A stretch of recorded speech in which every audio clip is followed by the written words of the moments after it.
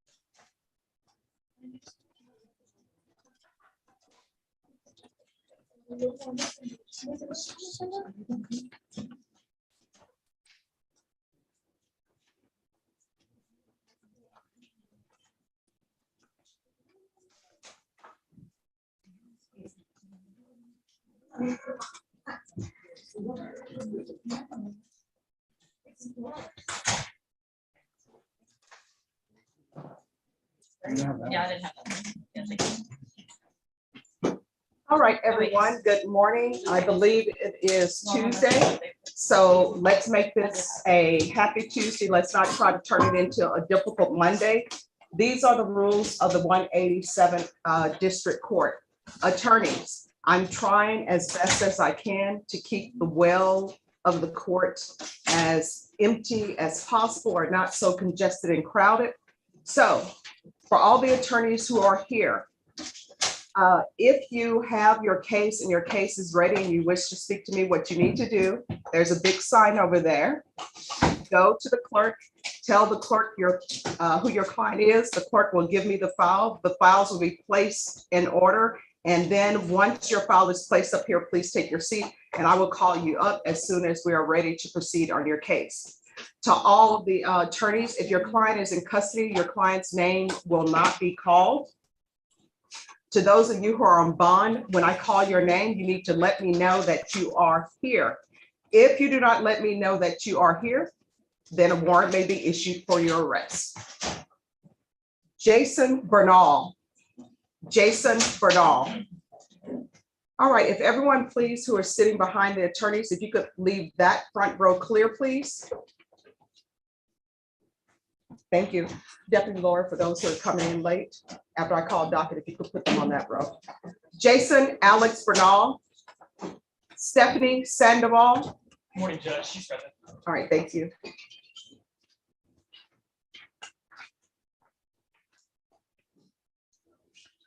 Ernest Teeler. Ernest Teeler. Yes. Yes, but is his client here? All right, if you could have me take the follow-up, please. Alexander Williams. Alexander Williams. He's here. All right, everyone, look alive.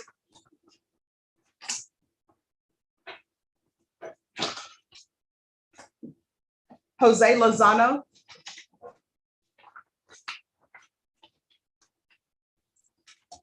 Luis Aguirre. Present with counsel, Your Honor. Thank you. Emmanuel Rodriguez. Emmanuel Rodriguez. Keegan Embry. Keegan Embry. Valentin Ramos. Valentin Ramos. Keegan Yates. I'm here, I heard. Thank you. I'll confer with the state. Thank you. Thank you. Roderick Wilson.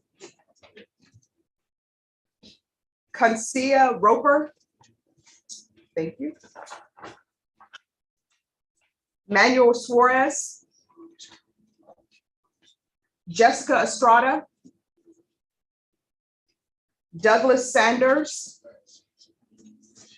Rami Yendo. I don't know how to pronounce that. YNDO.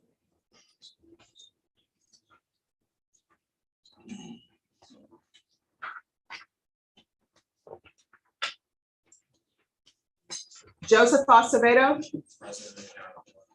Thank you. Rodrigo Cruz. He's present with counsel, Your Honor. We have a motion hearing. We're ready. Thank you. Josue Carvajal. Thank you. Fernando Menchaca Jr. Yes, thank you. Manuel Suarez. Thank you. Jose Lozano. Jose Lozano. Aaron Decollette. Judge, you told us we could do that one for very special. Okay, thank you. Thank you. All right, is there anyone who's present and your name was not called? What is your name, sir? Jason Reeves.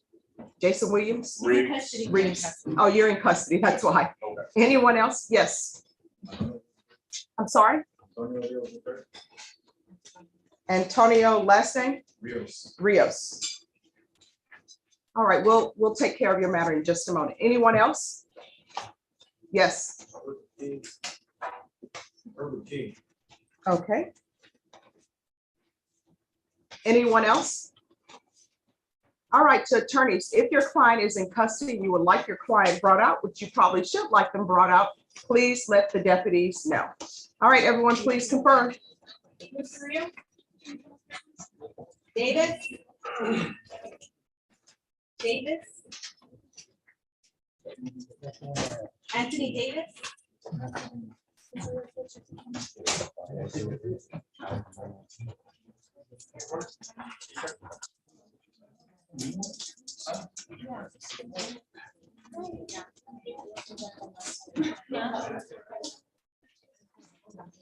We have, okay, the office.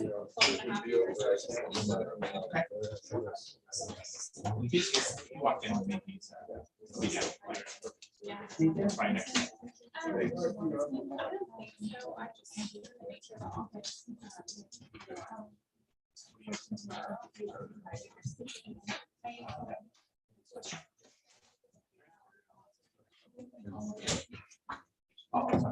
Excuse me, Norma, what day did you want to give Tina?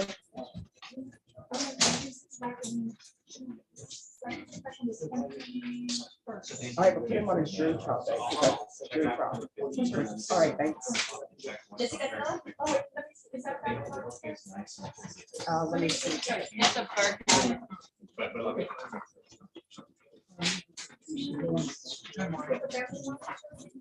It is? Sure. No, I haven't. Sanders?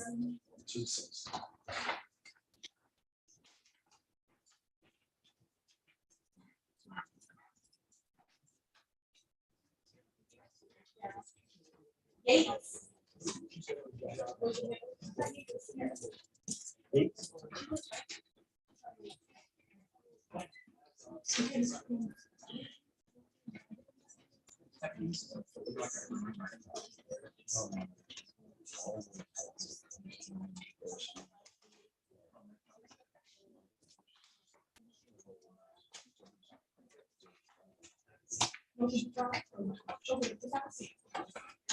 I'll pick that up.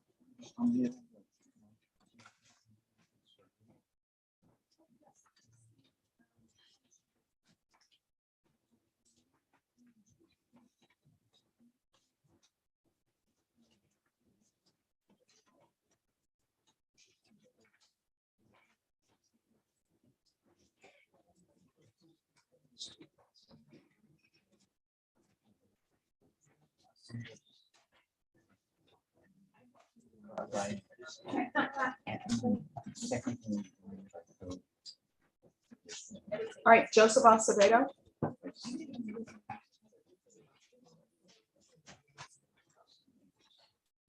Oh, just come forward, Mr. Acevedo.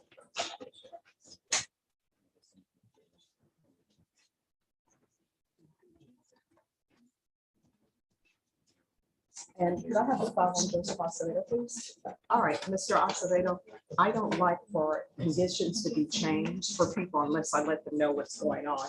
So in your case, I received a report and they want you to be a part of the MIC supervision.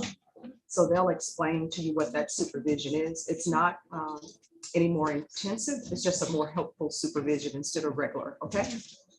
Understood. All right, thank you. And that's, the probation officer will speak with you. Thank you. Thank you.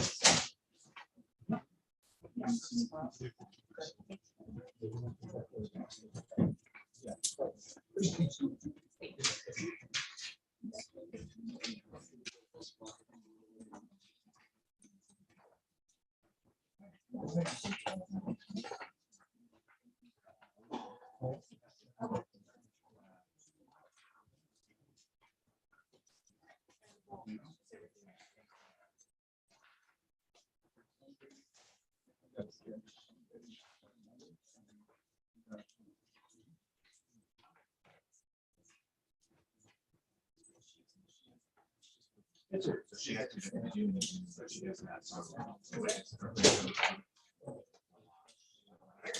What's your name? Yeah.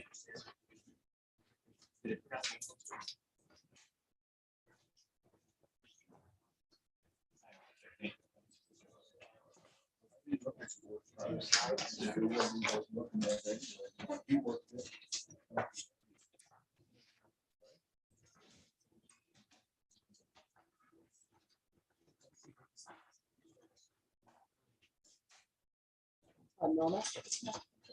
Who are the attorneys on Emmanuel Rodriguez? If you come forward.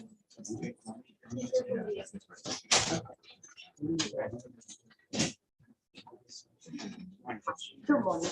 The motions of continuance are not proper if they don't have the notarized statement attached to it. Is it not on the, No. those are the ones? Okay, So on both of these, there needs to be a notarized statement attached. can I say what Judge?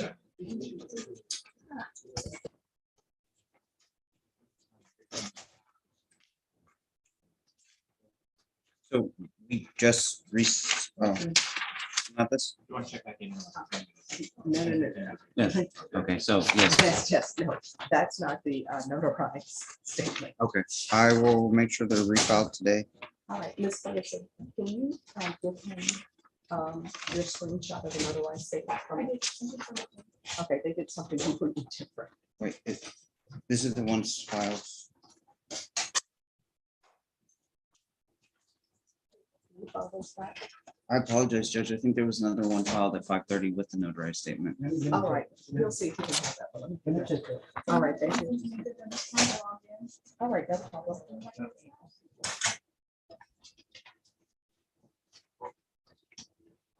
Oh, sorry, Judge. I think these are signatures. Oh, just a second.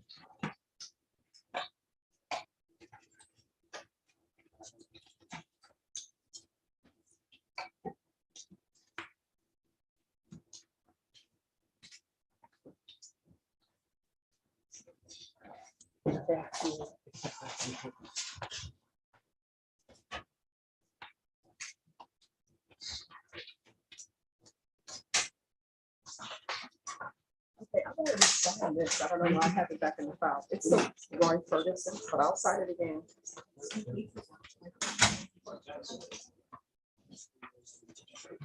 I signed this yesterday. Uh-huh. Oh, yeah, that's a violation, right? Mhm. This is, I got it. I don't know what. Sure. Nothing like this. All right, Already got it. all right.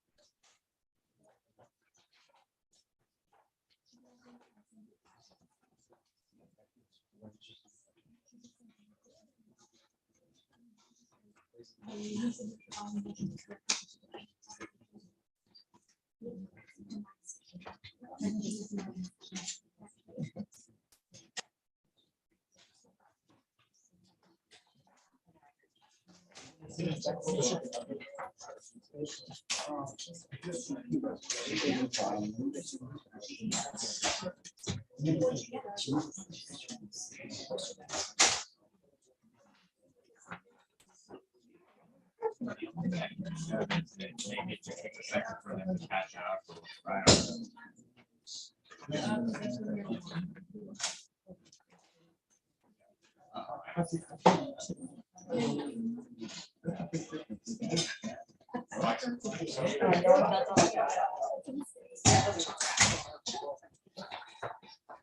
I need that set ASAP.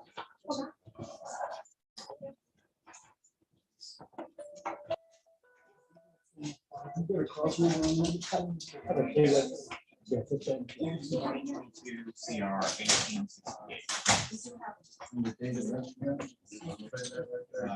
On or about the 4th of January 2020.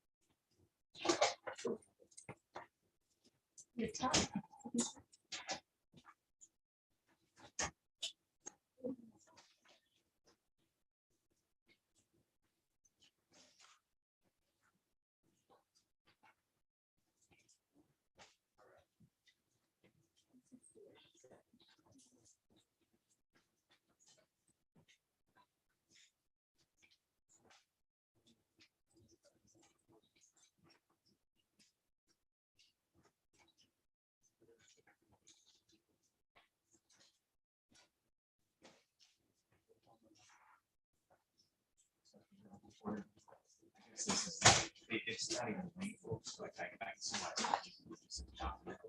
I don't know what it looks like when you're in just there's some problem with 78 pages of the index of the index, so much.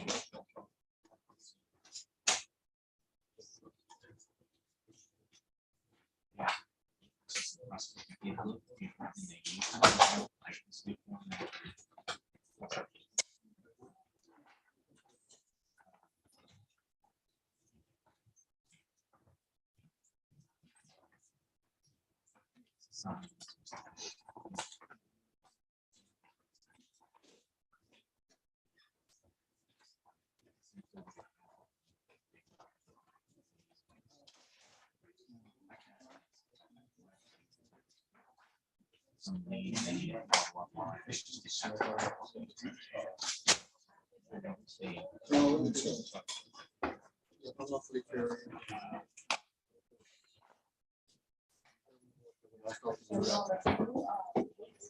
Don't give me the date for the next process.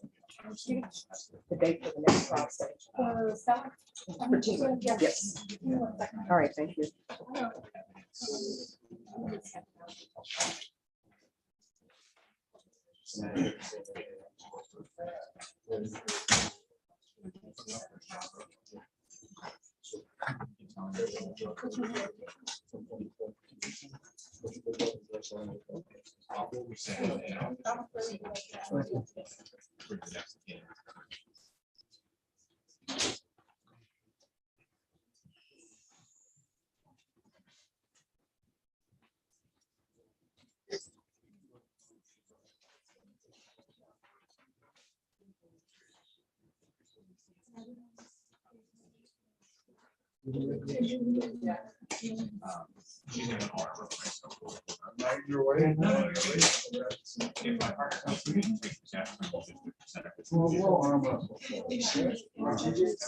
Okay.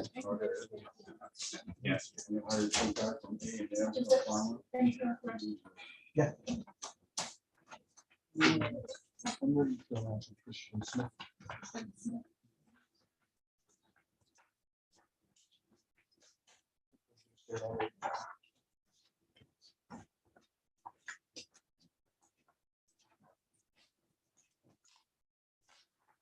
Mama, can you double check to make sure that this actually is in our clinic? Yes, to see if it's actually in our court.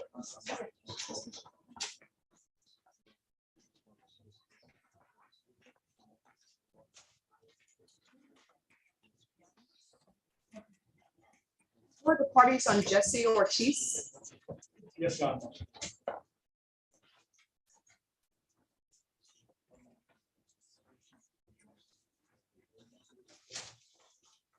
Brenda, are you ready? Yes. Court is calling 2022 CR 1176, State of Texas versus Jesse Ortiz. Can I have parties announced for the record for the state, Brittany Sparks. for the defense? Isidro Montoya, Your Honor. And are you Mr. Ortiz? Yes, Your Honor. All right, I'm going to show you what's entitled Motion to Revoke Community Supervision. Did you review that document with your attorney and did you understand it? Yes, Your Honor.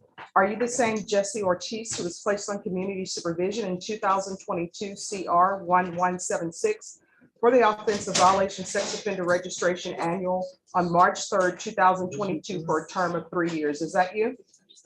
Yes, Your Honor. All right, state. Yes, Judge, violated condition number 1, on or about the 27th day of April 2022 in Bexar County, Texas, the defendant Jesse Ortiz committed the offense of theft in violation of condition number 1. How do you plead to that? True or not true? True. All right, I need to make sure that you speak up, okay? So my saying you plead True. true? Okay. State. We're going to waive all other violations, Judge. No objection, Your Honor. Did you understand by pleading true to violation of condition number 1, the court could find it true, grant the motion, and sentence you up to 3 years in prison and up to a $1,500 fine? Did you understand?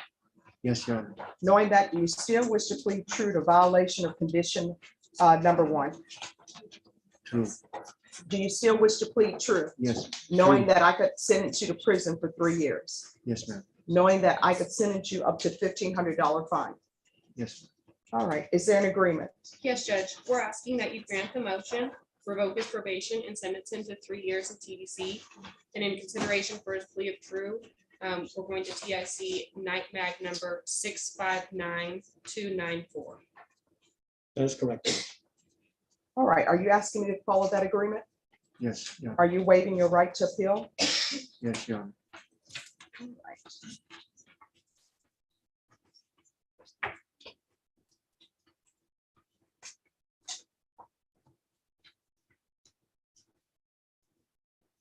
All right, the court will follow your agreement as previously stated or not stated. The court is now stating, I'm finding violation of condition number 1 true.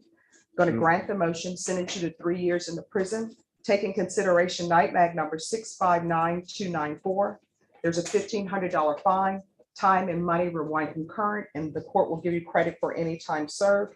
And there's to be chapter 62 reporting. Do you understand? Yes, Your Honor.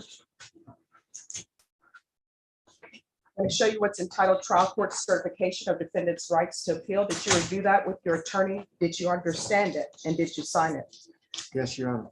Because this is a plea bargain agreement, because I followed your plea bargain agreement, and because you waive your right to appeal, you do not have the court's permission to appeal. Do you understand? Yes, Your Honor. Because this is a felony conviction, you're not allowed to own or possess any weapons or ammunition. Do you understand? Yes, Your Honor. If you have a question over what a weapon or ammunition is, you'll need to speak to an attorney. Do you understand? Yes, Your Honor. All right, Mr. Ortiz, good luck to you. You're gonna have to do better, otherwise you're gonna find yourself in and out of prison. You understand? Yes, Your Honor. All right, good luck. Thank you, Your Honor. You're welcome. Yes. Thank you, Judge. Here's the night mag.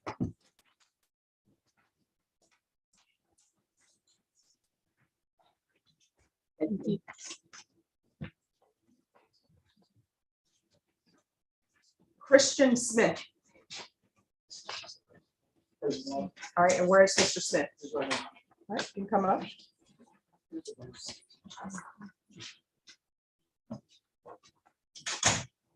Let me just, there we go. Yes, what is happening with this case? Judge, today is a plea deadline date set by the court, conferred with my client, conferred with the state, and my client wishes to proceed to trial.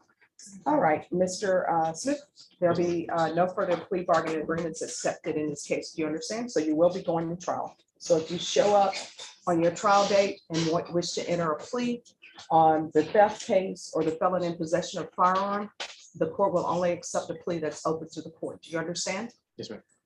All right, Ms. Ferguson, can I have a quick jury trial date for Mr. Smith?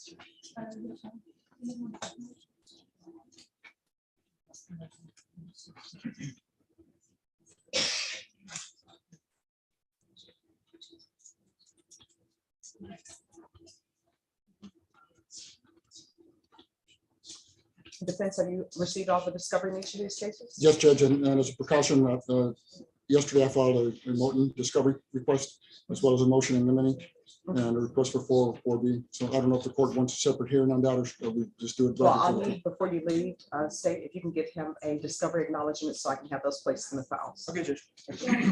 July 19th. All right, your jury trial date will be July 19th. And that will be at, he'll need to be here at what time, Ms. Ferguson? All right, so you'll need to be here on July 19th at 9 a.m. Do you understand? Yes, ma'am. All right, Ms. Ferguson is going to give you a reset form. Judge, the motions do not require any evidentiary type of hearings to Yes. live witnesses, so that this should carry them right before the trial and rule on the limine. Yes, and what I can tell you is with regards to motion and limites, unless it's something blatantly obvious, what I usually do is have the state approach if they're going to go into that. Okay, Because as you know, I don't know anything about the Yeah. case. I'll confer with them before to tell them what my areas of concern are. Yes, and then I know with the 404B, the state knows to honor that. All right, thank you so much. Just get a reset form from Ms. Ferguson and then you're excused, Okay, counsel. Judge, thank you. Thank you. Since I need to sign that.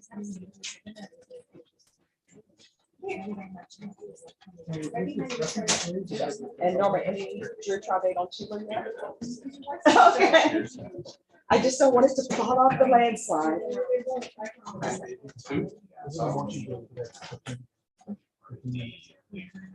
It's a little bit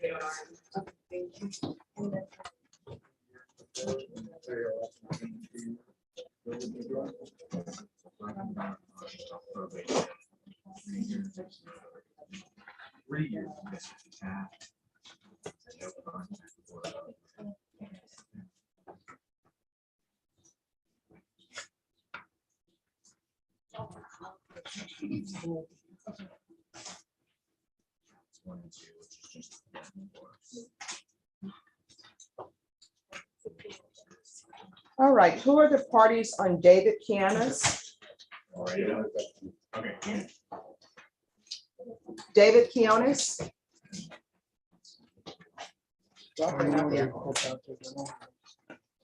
you go. You can just file these back.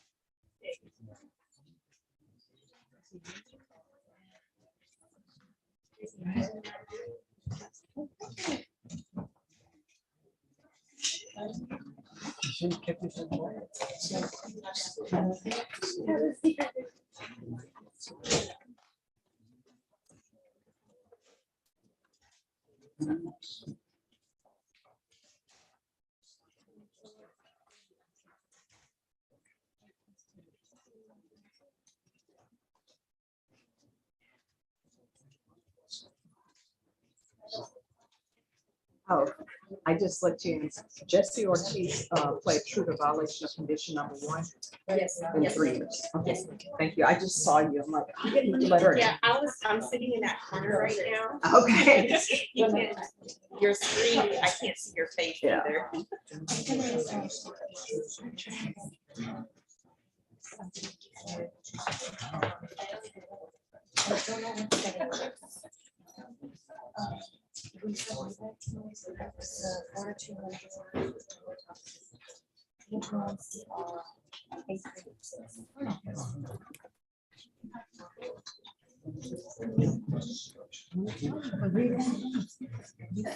Go back in the hallway, and then you'll pass the vending machine. Follow the hallway, right, there's a door, so back to the door, the first office to your left, will be the office. Around, it's not follow the wall, just follow the wall.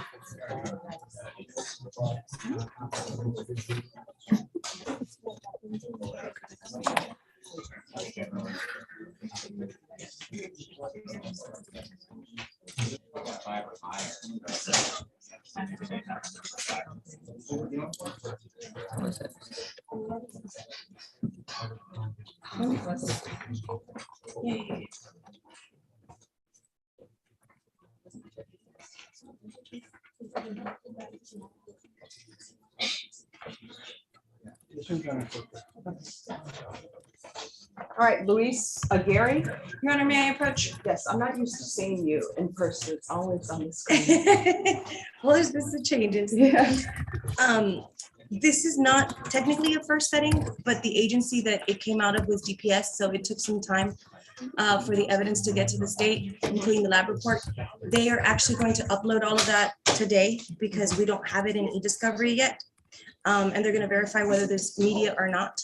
So I would respectfully request from the court something comfortable, maybe a 45, 60-day reset. I'll take what Your Honor gives me. Okay. Where's Mr. Aguirre? He is seated in the second row, Your Honor. All right, Mr. Aguirre. He only did, Also, Your Honor, Mr. Aguirre is enrolled in a rehabilitation program. It is a live-in facility, and it will be a year-long program. He does have access to come in and out for court. It is not a lockdown, but it is a residential facility. Okay, why am I getting feedback? I was hearing it earlier. All right, so is it? Yes, it is. Oh, I think it Somebody was has. that computer, so I just cut it off because I don't hear the feedback anymore. Oh, okay. Sorry about that. All right. So on Mr. Aguirre, I'll give him a 30-day reset state.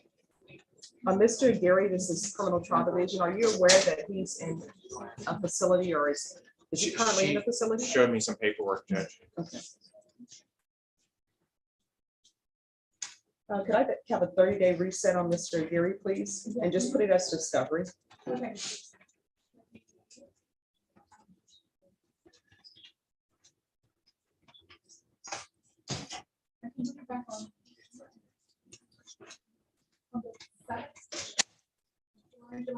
All right, so we'll come back on July 7th to see where we are with discovery. Where are we? Yes, that's fine. All right, thank you. So if you just get a reset form from Ms. Ferguson and then your excuse. Thank you, Your Honor. All right, good luck on your program. Thank you. Work the program. Yes, ma'am. And work it openly and honestly though. Yes, ma'am. Okay. Appreciate it. It's a year. All right, Thank you, thank you. You're welcome.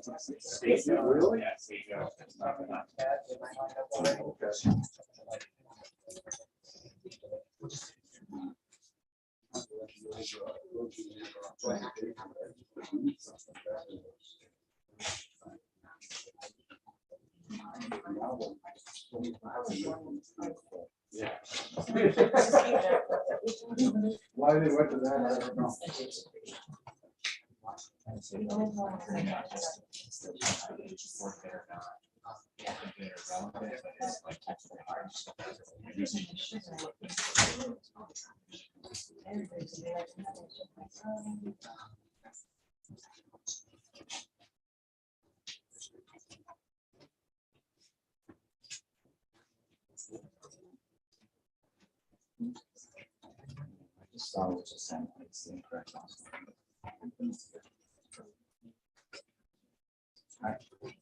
I know the motion means that just.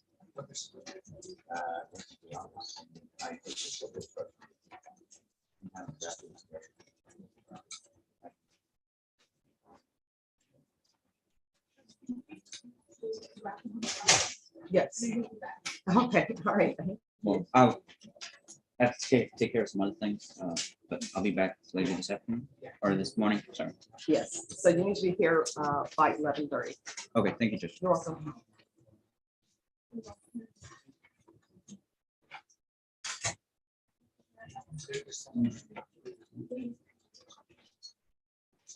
But here's the thing, on one of those, it's correct, so why is he, what is he drafting?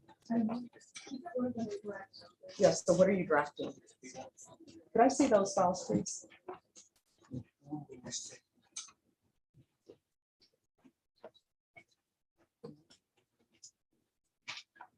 Judge, I believe we're missing the verified statements. Still. Yeah, that is true. Let me see, because I think what they just did was like, oh, They I'm just notarizing. it. Notarize the certificate of service. Yeah. Yeah. Okay, thank you. I'll make sure it gets done. All right, you're welcome. You know that, what did you say? How to notarize. Uh-oh.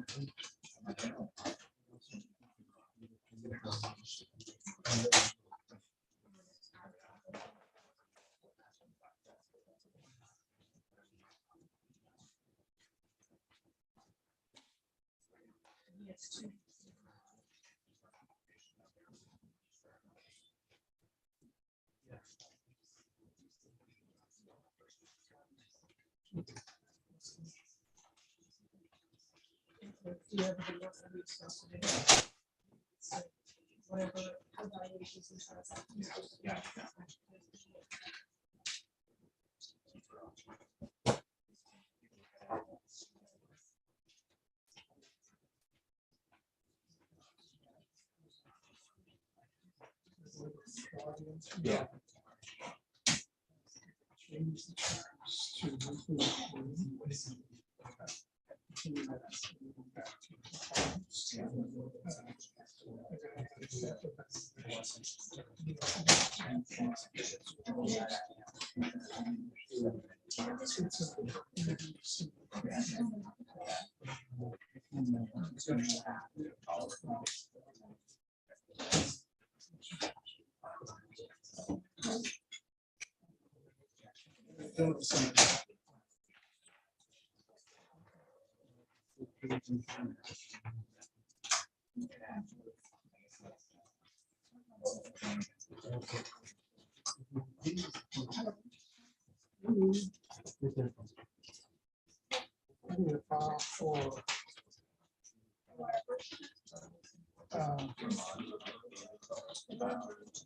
Well, I mean, it's filed for to do that at some stage. Eventually, I'll approach that. I would agree with the prosecutor.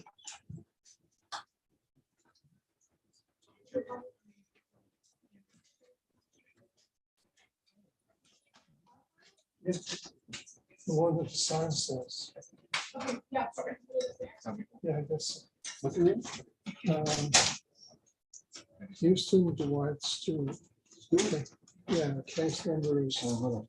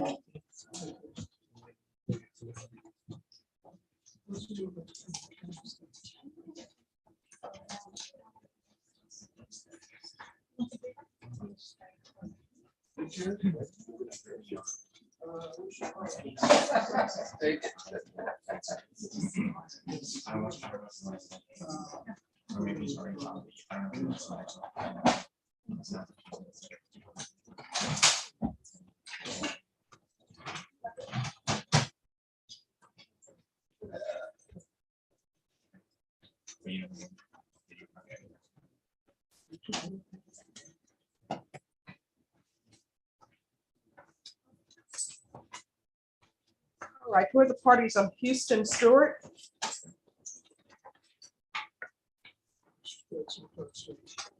This is criminal trial division.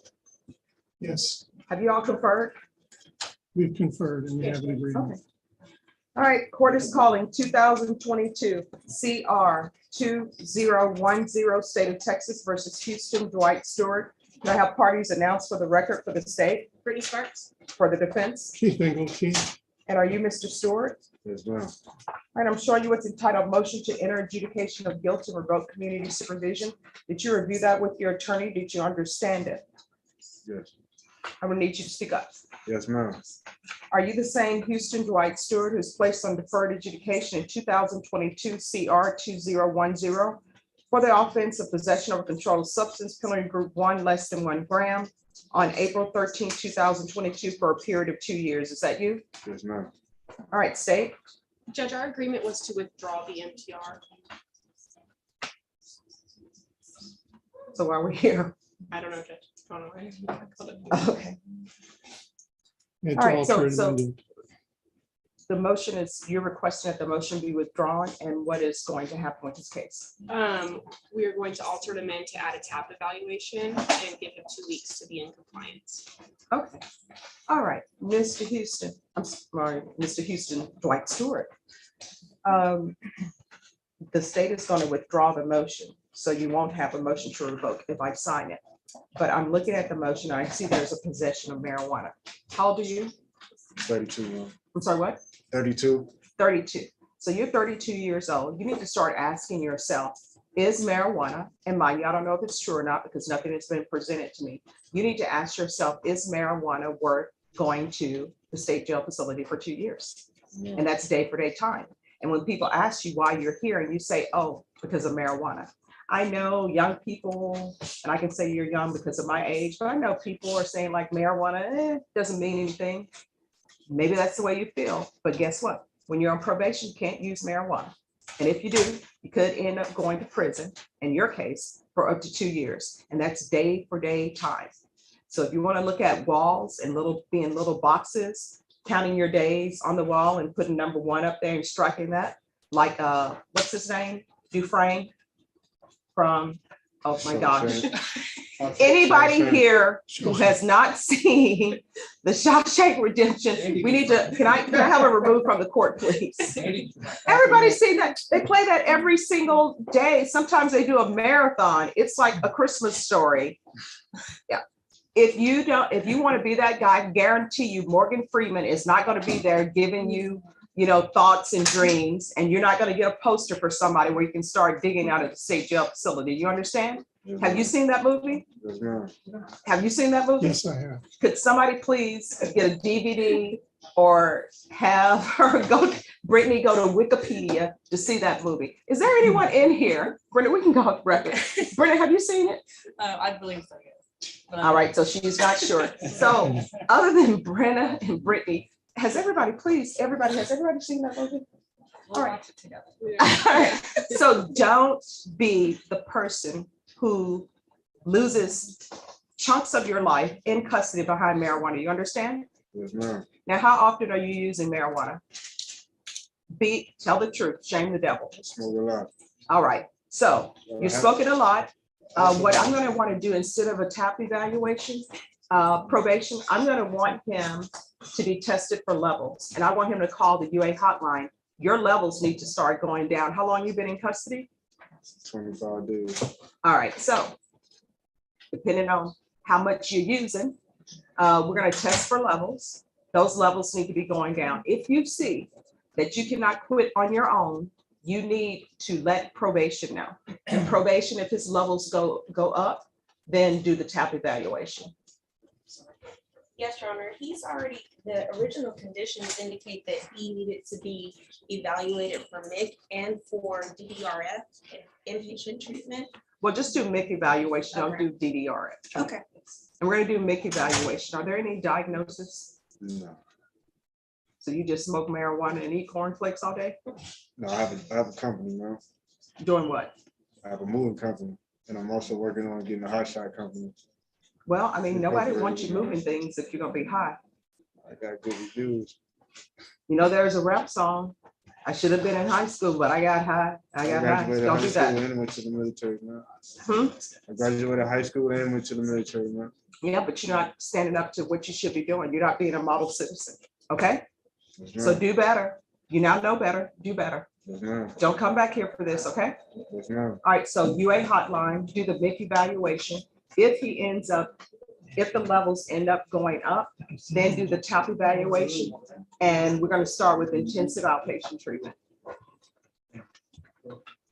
All right, they're gonna go over conditions with you. Good luck. Right. All right. Thanks, Judge.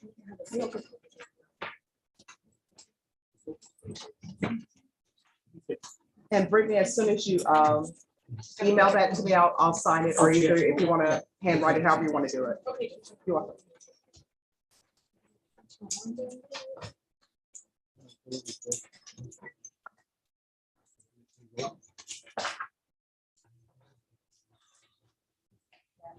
And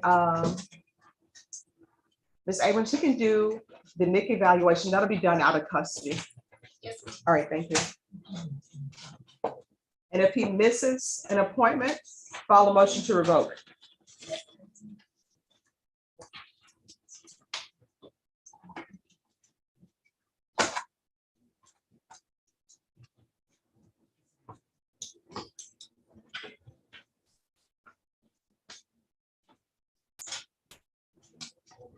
They call me.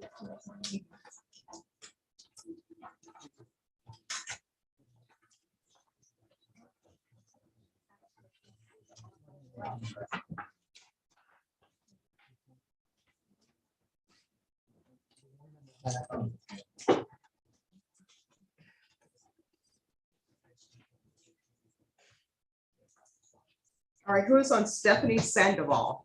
And just, And where's Stephanie Sandoval? she's present, she's gallery. All right, please come forward.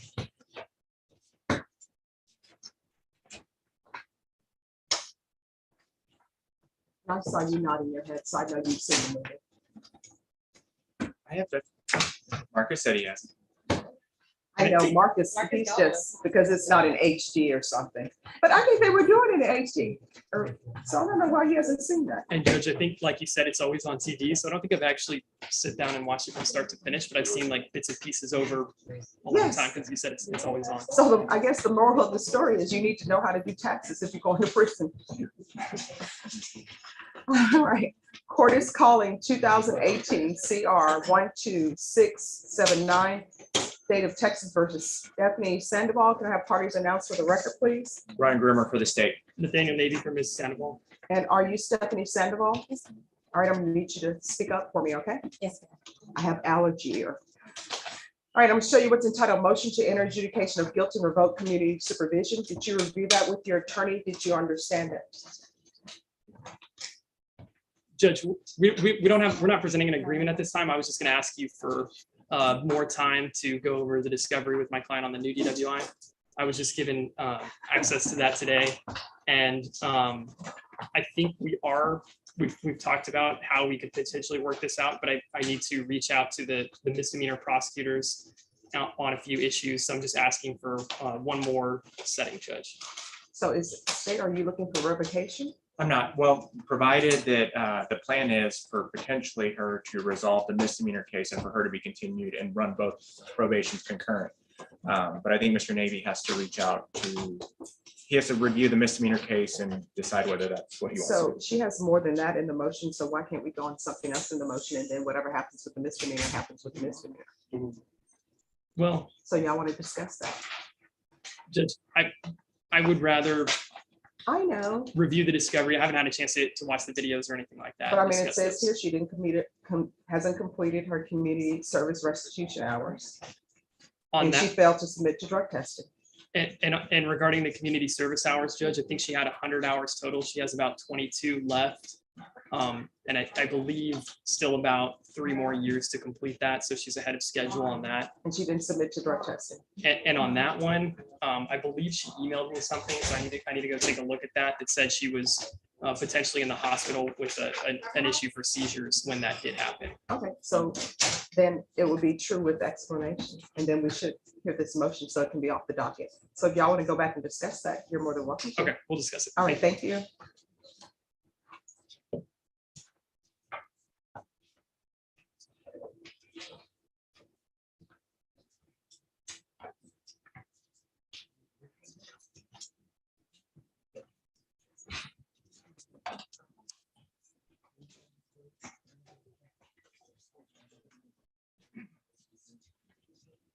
Judge, can I just put you on it's not even a file on the matter. Just kind of wanted your thoughts on something. Yes.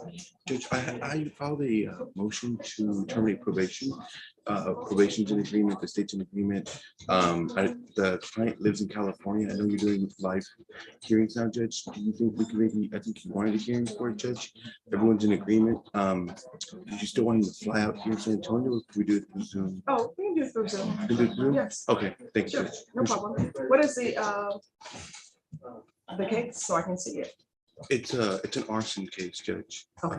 And so he's completed everything. California's in agreement. They're in agreement, state's in agreement. Oh, well, let me see how probation provided me with something. We may not need to hear it. Okay, thank you. Sure. Will you be, okay. Because I haven't seen it. Did you say?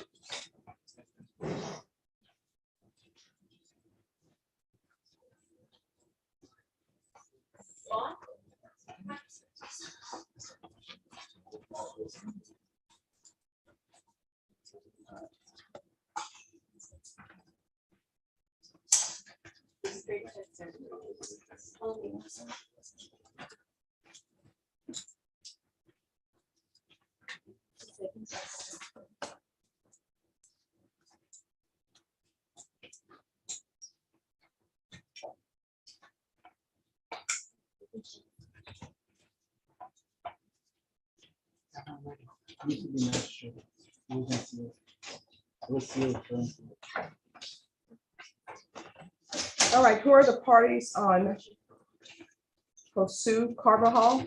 Yeah, Judge. Oh, thank you. Josue? Yes, Judge. Oh, okay, sorry about that. It's Next. J-O-U, I'm sorry, J-O-S-U, Josue. All right, thank you. Where's the accent?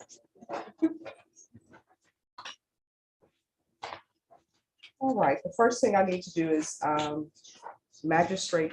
you magistrate warnings. Mr. Carvajal. So you have a right to remain silent. You have a right to hire a counsel. The court will note that you have an attorney present. If you can afford an attorney, one will be appointed to you. You'll be allowed a reasonable time and opportunity to consult with your attorney. You have a right to have an attorney present during any interview with police officers. You have a right to terminate that interview at any time. You're not required to make any statements, but if you do make statements, it can be used at you at trial or in any other proceeding. This has been indicted. No, it hasn't been indicted. You have a right to an examining trial. If you are a foreign national, you have a right to access your consulate. If you need a court-appointed attorney, there's a procedure for that. You have to see if you qualify. If you need help filling out the application for that, a clerk will help you fill that out. And then based upon that, it will be determined whether or not you're indigent and a counsel can be appointed to you. Once an attorney is appointed to you, you will receive their number. They have to contact you at the end of the next working business day. So for example, if they were appointed to you today at 10 a.m., they'll need to contact you by tomorrow at 10 a.m. Do you wish to have a court-appointed attorney? No, he doesn't, Judge.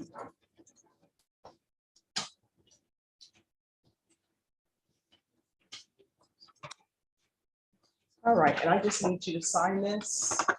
It's not a signature of guilt. It's just saying that I've gone over those warnings with you and you understand them. And you have received them. All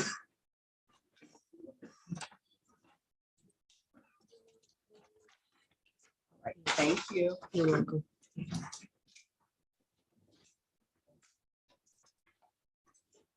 And just give me one moment.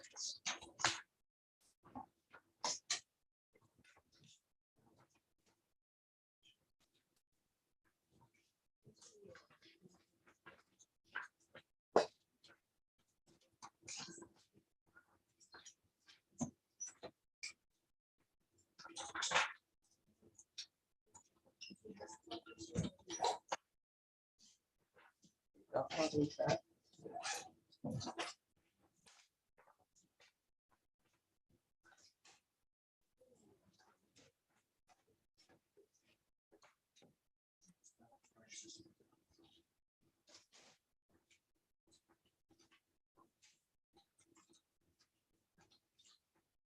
All right, the court is calling 2022 CR 5498W, State of Texas versus Josue Carvajal. Can I have parties announced for the record, please, for the state, Marcus Sanders. for the defense? Efrain Torres Jr. for Mr. Jose Carvajal. And are you Mr. Jose Carvajal? Yes, ma'am. All right, Mr. Carvajal, I'm going to show you a document entitled Waiver Indictment Reading of Information and Rights under Article 1.051 and 26.03 of the Code of Criminal Procedure. Did you review that document with your attorney? Did you understand it and did you sign it? Yes, ma'am. Did you understand by signing that you're giving up certain rights, namely the right to have a grand jury hear this case and make a decision on whether or not to indict? Did you understand that? Yes, ma'am. You're also giving up certain rights that your attorney has, and these are those rights. Your attorney has a right for the passage of 2 days once he's presented with the information. Do you understand that? Yes, ma'am. Do you understand by entering this plea, you're giving up those rights? Yes, ma'am. And your attorney has the right to have 10 days to prepare for trial. Do you understand you're giving up that right?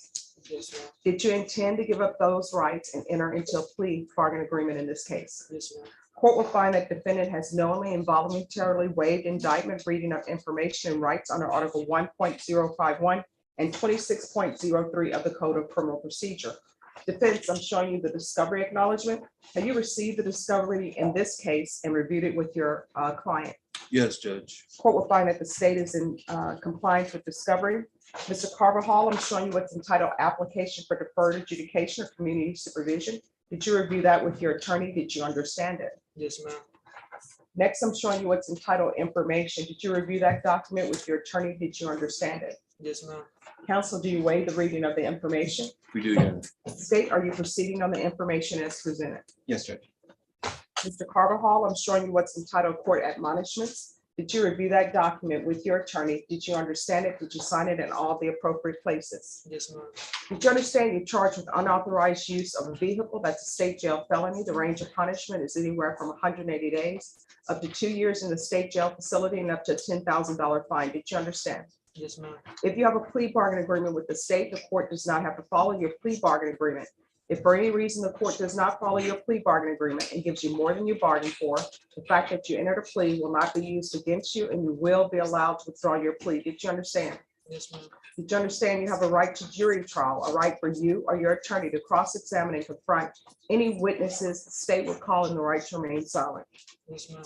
Did you understand by entering this plea bargain agreement, you were giving up those rights? Yes, ma'am. And did you intend to give up those rights and enter into a plea bargain agreement in this case? Yes, ma'am. Did you understand if the court would grant your application for deferred adjudication, if for any reason your deferred adjudication were revoked, the court could find you guilty, not grant you community supervision, and sentence you up to 2 years in the state jail facility and up to $10,000 fine? Did you understand? Yes, ma'am. Counsel, has your client been able to provide you with any defenses to this offense? Yes, Your Honor. Do you believe he has a rational as well as a factual understanding of the charges against him? Yes, Your Honor. Do you believe he's currently competent and was legally sane at the time of the offense? Yes, Your Honor. Mr. Carvajal, has anyone threatened you, forced you, or placed you in fear to get you to enter this plea? No, ma'am. Has anyone promised you anything other than the plea bargain agreement to get you to enter this plea? No, ma'am. Are you satisfied with the way you've been represented? Yes, ma'am. Are you a U.S. citizen? Yes, ma'am. Court will find that defendant has knowingly and voluntarily waived his right to jury trial. Showing you the plea bargain page. Did you review that page with your attorney? Did you understand it? Yes, ma'am. According to the plea bargain agreement, there's an $800 fine to be probated. State recommends deferred adjudication. State will take in consideration the following nightback numbers: 595513, 595514, 595511. County Court Cause number 652199, 652200. There's to be restitution to Hitzel or Heitzel, Hitzel Ortiz, or I can't read this. Is this JAIR? IR, I believe, a year, Judge. Yes. Okay, Jair Ortiz. And there's to be no contact with Hitzel or Jair Ortiz. Did you understand that to be the plea bargaining agreement? Yes, ma'am. Defense is at the plea bargaining It agreement. is, Your Honor. State is at the plea bargaining agreement. Yes, Judge. Next, I'm showing you the paragraph entitled waiver of appeal paragraph. Did you review that paragraph with your attorney? Did you understand it? Did you sign it in both places? Yes, ma'am. Did you understand by signing that you're waiving your right to appeal? The only items that can be appealed are written pretrial motions that have been filed, heard, and ruled upon by the court. Did you understand? Yes, ma'am. Counsel, are there any such motions? No, Your Honor. Next, I'm showing you outside the plea bargain agreement. The state is requesting that your community supervision be for a term of 2 years. There'll be a TAP evaluation, 100 hours of community service restitution, CATS 1 and 2, MRT, and forfeit and destroy any seized weapons. Did you understand those are recommendations from the state and the court does not have to follow those recommendations? Yes, ma'am. Then to the offenses charged in the information, how do you plead? Guilty, not guilty, or no contest? No contest, ma'am. State any evidence to support the defendant's plea. Yes, the state offers states exhibit 1 and its attachments. No objections, Your Honor. Mr. Carvajal, I'm showing you what's entitled waiver and consent to stipulation of testimony and stipulations. Did you review that document with your attorney? Did you understand it? Did you sign it in all the appropriate places? Yes. Yes, ma'am. Again, did you understand you have a right to jury trial, a right for you or your family, right for you or your attorney to cross-examine and confront any witnesses the state would call in the right to remain silent? Yes, ma'am. Did you understand that today the state will be presenting evidence in the form of witnesses' statements and police reports, but most importantly, there'll be no live testimony? Did you understand? Yes, ma'am. Court will find the defendant has knowingly and voluntarily waived and consented to stipulation of testimony and stipulations. Court will accept it to evidence states exhibits 1 and attachments and review the same. Yes, ma'am.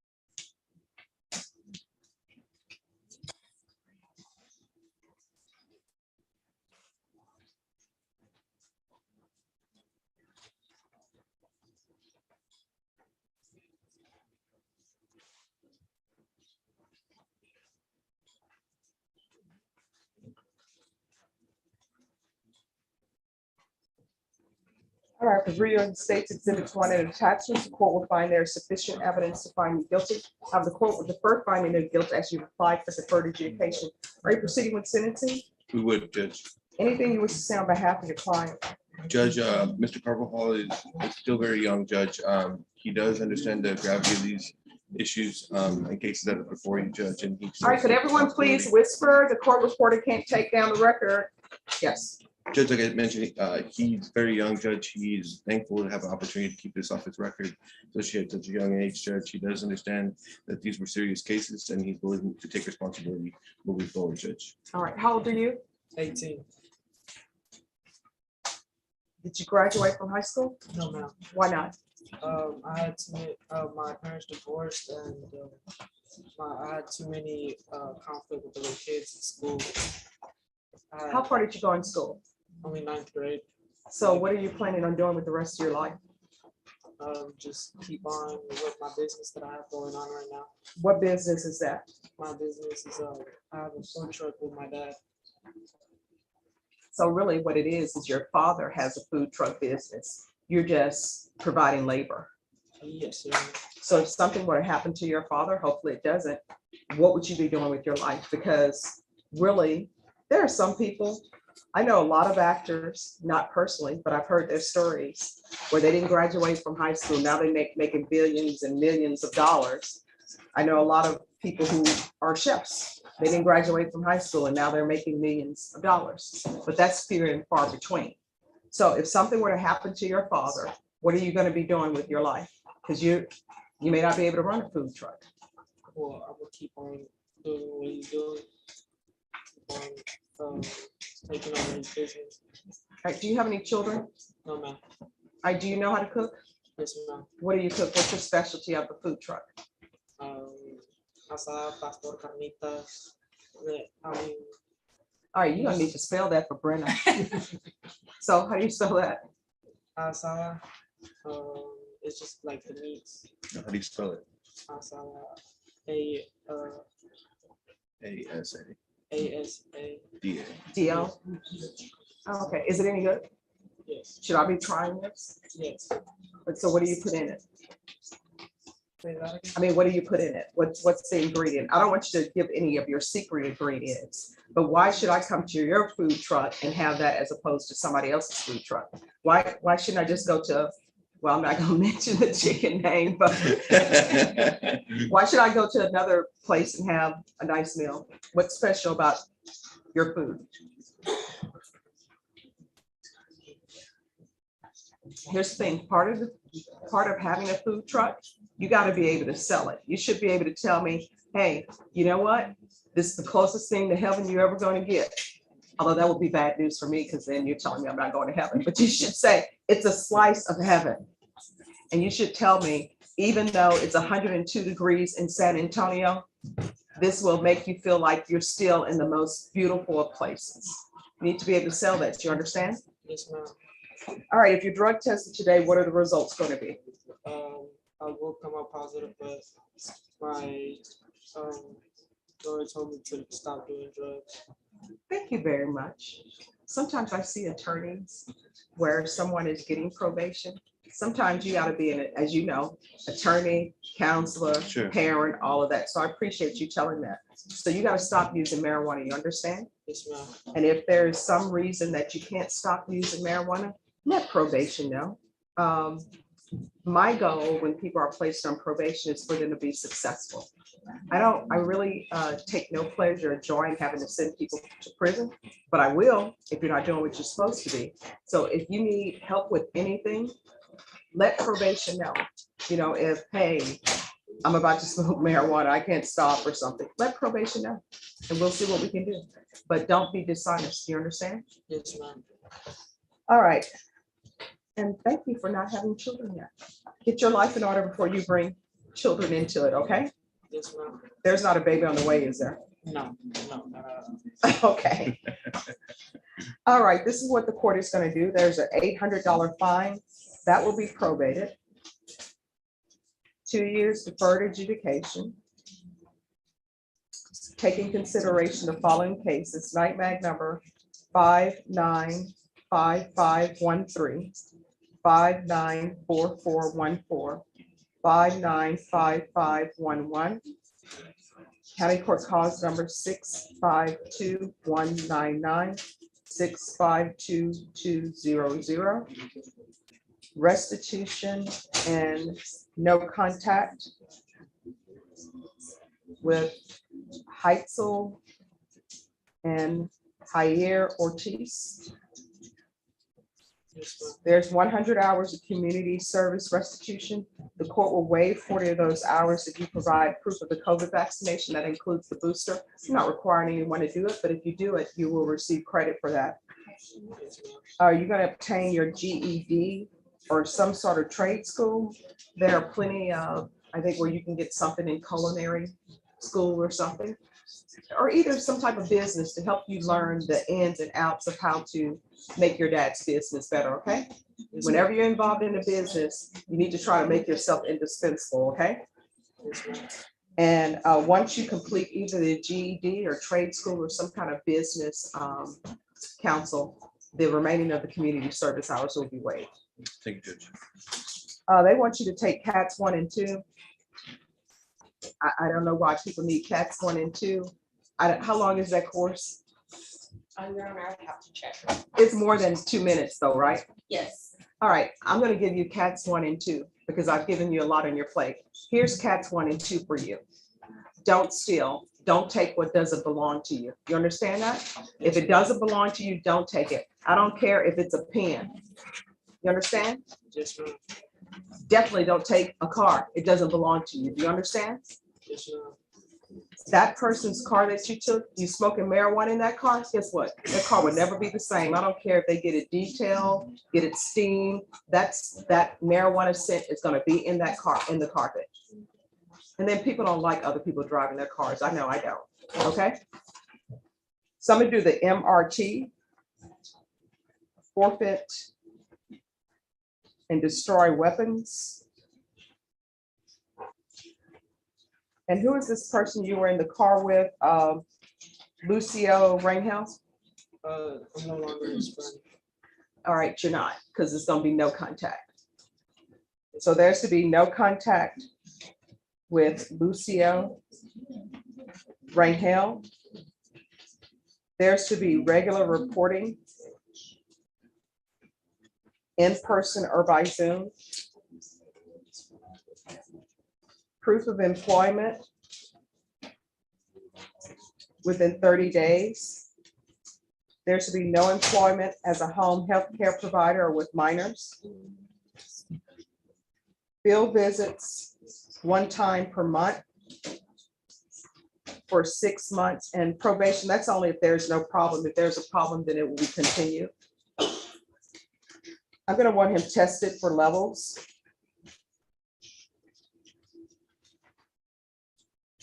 All right, is there anything else he needs probation?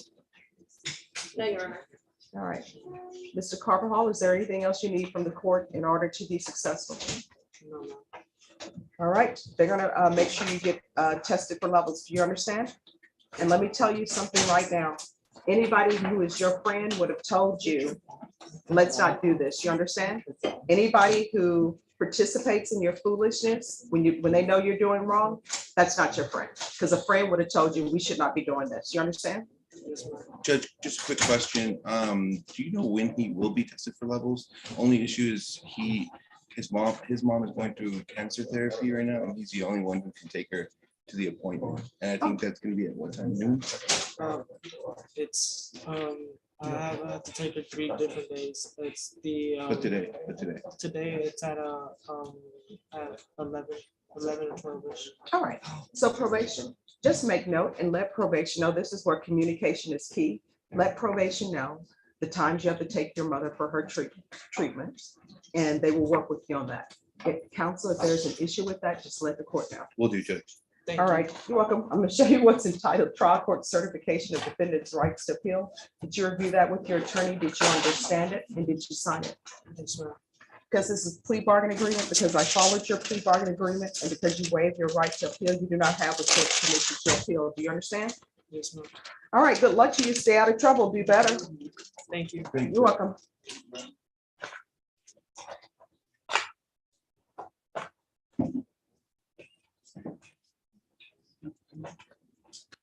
All right, who are the parties on Stephanie Sandoval? Are you all ready? Okay, no problem.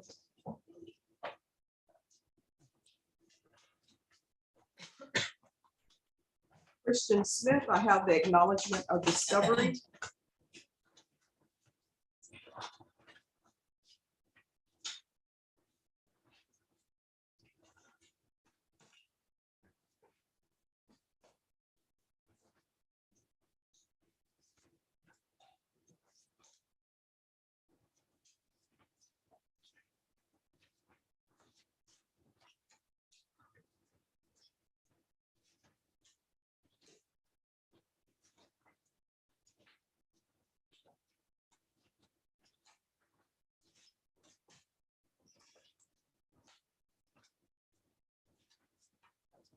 All right, who are the parties on Rodrigo Cruz?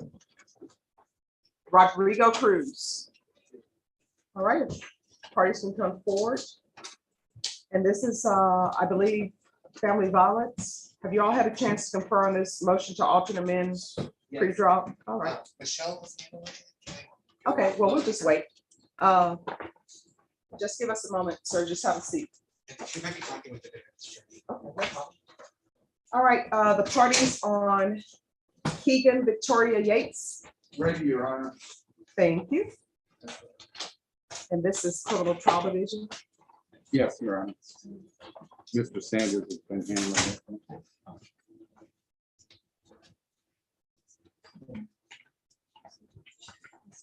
All right, the court is calling 2022 CR 1868, State of Texas versus Keegan Yates. I have parties announced for the record for the state, Brittany Sparks? for the defense. James Seeloff.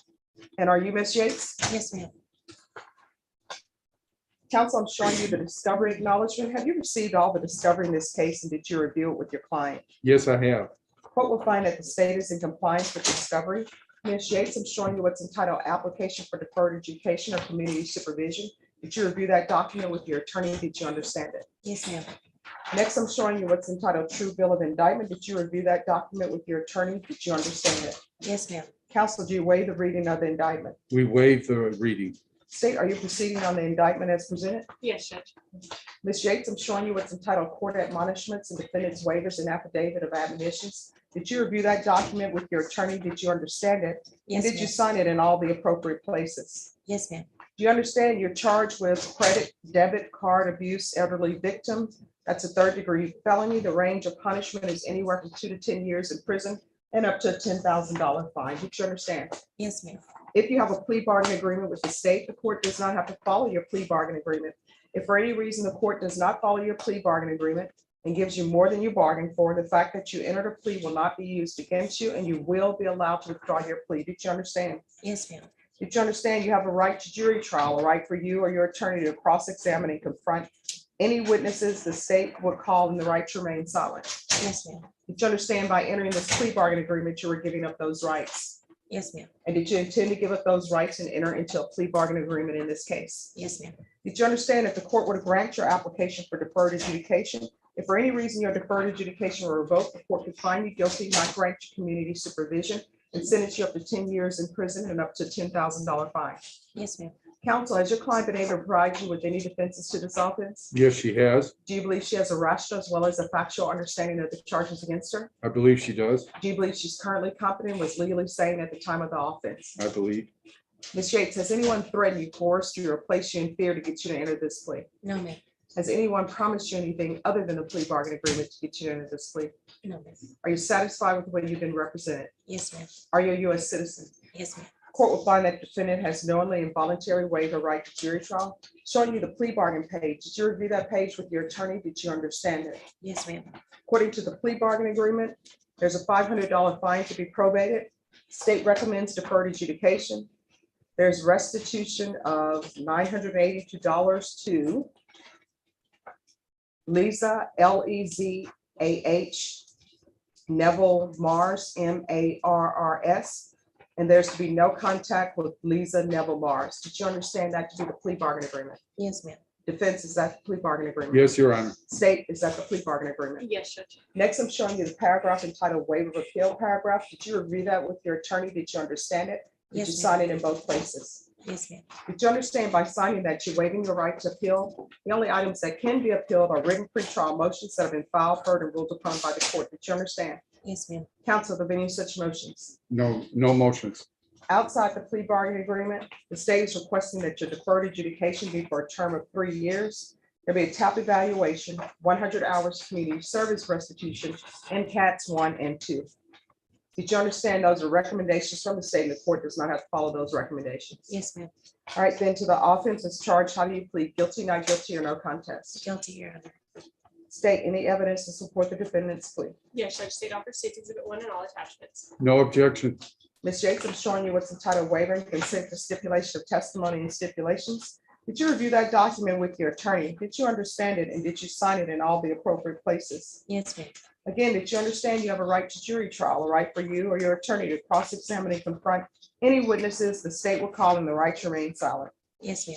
Did you understand that today the state will be presenting evidence in the form of witnesses' statements and police reports, but most importantly, there will be no live testimony? Did you understand? Yes, ma'am. Court will find that defendant has knowingly and voluntarily waived and consented to stipulations of testimony and stipulations. Court will accept into evidence State's Exhibits 1 and attachments and review the same.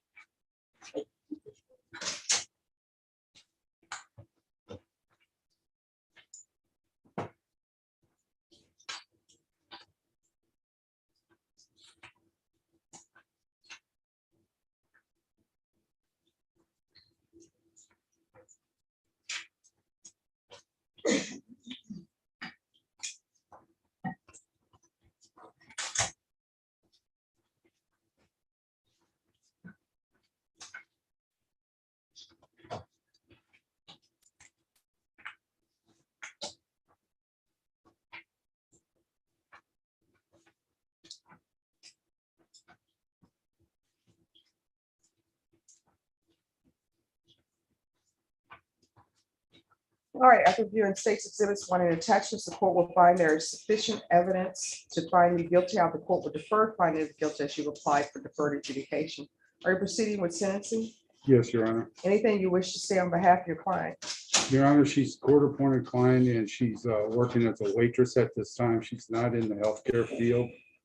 And we ask the court to for leniency on this matter, and she will pay back this lady. And I ask that because she is working, that perhaps the community service hours could be adjusted. All right, Thank you. thank you. Anything you wish to say? No, ma'am. All right, how do you spend $900 at 7-Eleven and it's not on gas? I mean, what were you buying at 7-Eleven for $900? Snacks, cigarettes, All right, so things I really didn't need. A carton of cigarettes is now $75. I bought a carton for my daughter the other day. I couldn't believe it. $75. well, I mean, that's a sign where people need to make adjustments. Stop smoking. So you came to this lady who was going through issues of her own, and she was trying to help you with food, and you're spending it on cigarettes to the tune of $900. How do you feel about that? I feel horrible. But you continue to do it. And do you still live in the same place as her? No, ma'am. Right. Did you even go to her, knock on her door and say, I'm sorry? No, So why would you do this? I wasn't thinking. No, I mean, you were thinking because it took some thought. Either you walked to 7-Eleven or either you drove to 7-Eleven. And when you went to 7-Eleven, you were buying things to the tune. I still don't understand how people spend $900, even if you're buying a carton of cigarettes. I don't see how you're spending $900 at 7-Eleven. 7-Eleven, I'm sure it's like the Valero and other places. I mean, how many snacks can you get? So you were thinking. So did you think she was just gonna let it slide? No, Do you have any children? no, ma'am. How do you spend your time? I work mostly. Doing what? I'm a waitress on the Riverwalk. Do they know you have this? You know, this is what's called a crime of moral turpitude. No, ma'am. One person knows I was, one person knows I'm in court today, but he doesn't know it for. Okay. And what I can tell you is when you have crimes of moral turpitude, you know what that means? No, ma'am. That means that you can't be trusted. That's why they call it crimes of moral turpitude, and people shouldn't trust you with money. That's what they are. I understand. All right. This is what the court is going to do. Court is, as previously stated, is finding there's sufficient evidence to find you guilty. Court will sentence you to a $500 fine that'll be probated. When you're drug tested today, what are the results going to be? Negative. There's to be restitution and no contact with Lisa Neville Mars. And restitution is in the amount of $982. 3 years deferred adjudication. 100 hours community service. 40 of those hours will be waived if you provide proof of the COVID vaccination. Court is not requiring anyone to get the COVID vaccination, but if you get it with the booster, then 40 of the hours will be waived. There's to be CATs 1 and 2. You know how I feel about CATs 1 and 2. Here's my CATs 1 and 2 right now. If it's not yours, don't take it. No stealing. You understand? Yes, ma'am. Once she completes CATs 1 and 2, the remainder of community service hours will be waived. Proof of employment within 30 days. There's to be no employment as a home health care provider or with minors. Regular reporting in person or Zoom. There's going to be a drug test today. And if it's negative, then regular drug testing thereafter. If it's positive, I want to know about it. Field visits, 1 time per month for 6 months. If everything goes well, then that can be eliminated. Is there anything else that she needs? No, Your Honor. All right, is there anything that you need from the court in order to be successful? No. All right, I'm gonna show you what's entitled Trial Court Certification of Defendant's Rights to Appeal. Did you review that document with your attorney? Did you understand it? And did you sign it? Yes, ma'am. All right, because this is a plea bargaining agreement, because I call it your plea bargaining agreement, and because you waive your right to appeal, you do not have the court's permission to appeal. Do you understand? Yes, ma'am. All right, good luck to you. We can go off the record. What is the tattoo about? Oh, it's from a TV show I've been watching for years, Supernatural. Oh, so, It's a protective symbol. oh no, I'm very familiar with Supernatural. So who is your favorite brother? I like Sam. He's bookish. All right, and if you don't sober. say Dean, I can't speak to you anymore. I like Dean too. Okay, all right. Better. Good luck to you. Everyone likes Dean because he's the pretty boy. Well, I mean, he's very loving of his brother. Yes, he is. All right, probation will speak with you. Thank you. You're welcome. Was that painful? I got up beneath the collarbone, so not really that bad. Okay. Forearm hurt pretty good. Okay. All right, well, good luck to you. Thank you. You're welcome. May I be excused? Yes, you may be excused. I'll go watch that show. Yes, it's a series. I think it had 15 seasons. Who is the person of Rodrigo Cruz?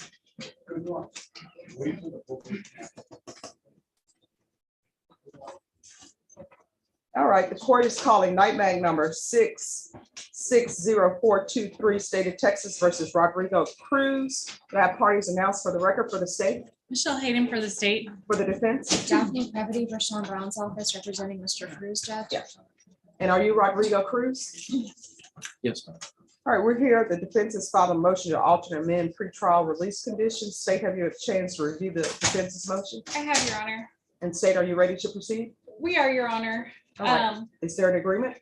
There is not. The state would be willing to agree to supervised visitation with the child in this case and no harmful or injurious contact with his wife, Gracia Cruz, who he has a case against in, I believe, County Court 13. But my understanding is that defense wants the defendant to reside back in the home with his wife and the child, in this case, Joel Torres. And given the nature of this offense and the primacy of it, that's not something the state is comfortable agreeing to at this point in time. All right, defense. So, Your Honor, I have two witnesses here. I have Miss Gracia Cruz as well as Joel Torres, the son that's the complainant on this case that's assigned to this court. Okay. So I'd like to first call Gracia Cruz. All right, Ms. Cruz, and sir, you can step over to the side, please.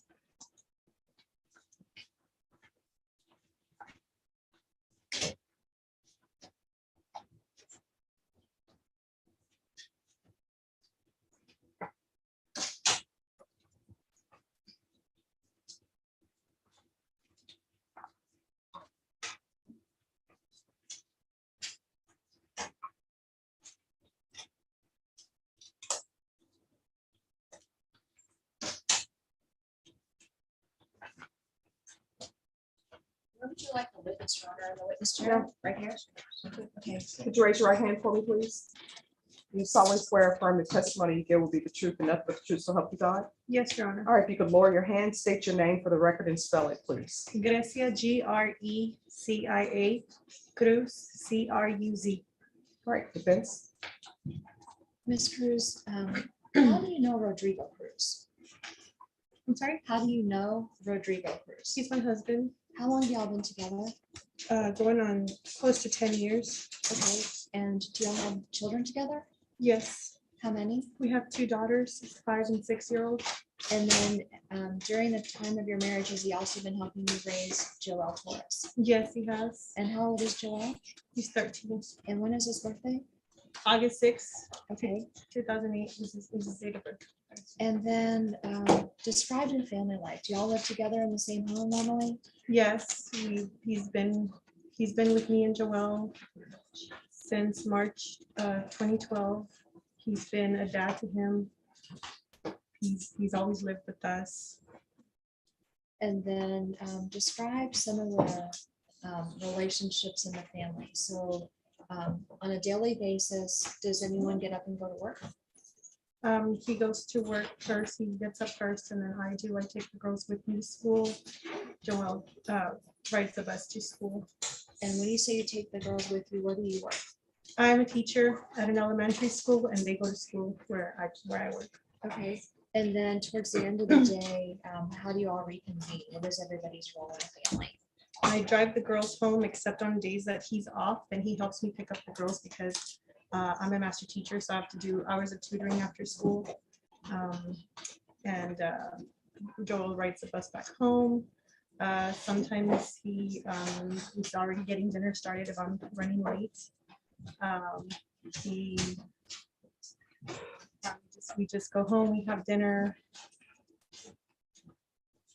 Okay, so before the day of this offense that we're here for, that he is accused of punching Joel, had there been any kind of history of violence in the family? No. So this was the first time something happened? Yes. The police report indicates that it was a matter of discipline. What's the normal discipline in your family? Usually, if Joel is failing a class, refusing to do work in school, if teachers tell me that he's on his phone, or he refuses to do something, we usually remove his electronics. He has a Switch, he has an Xbox, he has limits on the Xbox, so he's not allowed to play, things like that. We take away his phone. And then on this particular day, what was it that he was asked to do? So Joel was up late and we were trying to get him to bed, but he also had asked him to bring his sister Rosabelle, the 5-year-old, from downstairs because she was asleep downstairs. And that's what led to what happened with Joel. Okay. And did you see what happened? I did not. Okay. I just heard him in the restroom telling him to go get her as I was coming up the stairs already carrying her. Okay. He did not know I was already carrying her upstairs. So one of the conditions of the bond that was assessed by the magistrate is that Rodrigo not be allowed to have any contact with the family, with you and with Joel and with your home specifically. Are you asking Judge Boyd to lift that restriction? Yes. And why do you need that restriction lifted, or why would you ask her to consider that? It's the prosecution's concerned because it's only been about 30 days. Why do you think it would be safe for you and for the children if you were to come back home? I don't think that he would be violent towards us. He's never done this before. And my daughter cries for him every night, my 5-year-old. We just really miss him. And so when he was forced to move out of the house because of the bond condition, you had somebody come to help you. Who was that? My mom. And where does she normally live? She lives in Edinburgh, Texas, which is a little less than 4 hours away. And she's been with you for about a month now? Yes. And then also, we know that there's a statute, the Code of Criminal Procedure, Article 1741C, which says the magistrate could require supervised visitation for up to a 90-day period after an offense. Is your mom available to stay that 90 days, which would be right about the time of Joel's birthday in August? Yes. Okay, so if the judge were to allow Rodrigo to come home, there would be a disinterested party that could supervise the conduct in the home. Yes. When you called law enforcement, Grecia, what did you expect to happen? What was your goal in calling law enforcement that night? I just didn't want him to treat me like that again. He pushed me and I tripped with my daughter's bed, which was behind me. And that's when I hit the wall. And so what did you think that was going to happen when the police arrived? I just wanted a police report. I never expected for him to get arrested. That was never my intention.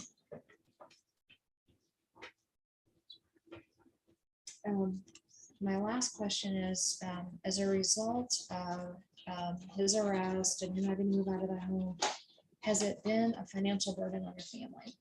It has. It's been costing us more than our mortgage. It's just been very difficult and we're running out of, I don't know how we're gonna afford to be able to continue staying somewhere else. We don't have anyone in San Antonio, no one. So if the judge were to lift the no contact order and allow Rodrigo to come home, she could maybe make it a no harmful contact order where he could not put his hands on anybody. Do you feel that you and the children will be safe if she chose that route? I do. I pass the witness, Judge. All right, say, Good morning. Just a few questions. Do you remember testifying yesterday in County Court 13? Yes, And you've also spoken with people in your office before, is that correct? yes, And do you remember stating that you believed Rodrigo has an alcohol problem? yes. Okay. And that he needs treatment for his alcoholism. Mhm. How does his behavior change when he's drinking? It doesn't always change. But we do tend to get into arguments, and usually actually, it's 99.9% of the time, he just walks away and he tries to go to bed after an argument. But he becomes more argumentative when he's drinking? It's not every time. I mean, it's maybe 1 out of 10 times. Is that when you see his temper come out when he's drinking? Yes, And his behavior changes with you during that time? yes. And his behavior also changes with the kids during that time Mm, when he's drinking? The kids are usually asleep. And this night, I know you said you didn't think the case would go this far, but after he assaulted you and your son, you felt strongly enough that it was important to involve law enforcement in this situation. Is that correct? Only to the point that I wanted there to be a record. That's what he said. And why did you think it was important to get that record? So that he wouldn't do it again. So you were fearful that he could potentially do this again to you and your son? I'm not anymore now that all of this has happened. And you stated that he's not Joel's biological father. Correct. Does he treat Joel different than he treats your girls? No. Joel has been a son to him. He's always treated Joel as a son ever since he came into our lives, without me having to ask him. He just wanted to call Joel his own and buys him stuff, takes him to doctor's appointments. He's never treated him differently.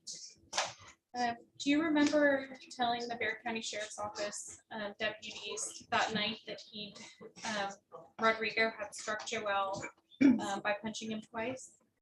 I didn't see it happen. I believe that was Joel who told him that. How did you know that he'd done that to Joel? Well, I heard them arguing upstairs, and I just heard owl. So you heard him in pain? It was just an owl. And then what did he do to you after that? After that, I was arguing with him, and he was trying to ignore me, just walking away to bed. And I shoved him when he was in bed, and that's when he got up and pushed me. I guess kind of as a defense. I don't know. And when he pushed you, what did you strike? Like, what part of you got? He just pushed me like here on my shoulder. Do you remember telling the deputies that you struck your head when he pushed you, causing you pain? Yes. And then what did he do to your fingers? He bent my hand back. And do you remember stating that you thought it was okay for him to hit your son? I stated that it was, I don't know how he hit him, but I stated that it's disciplinary wise, I didn't see it as a problem because he was refusing to do what he asked.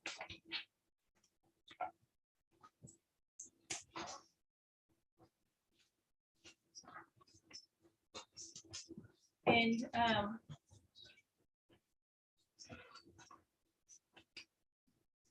as this happened before, when you were in the home with your kids, how can you ensure that this is something that the defendant wouldn't do again, since he's already done it once? He's never done it before prior to this time.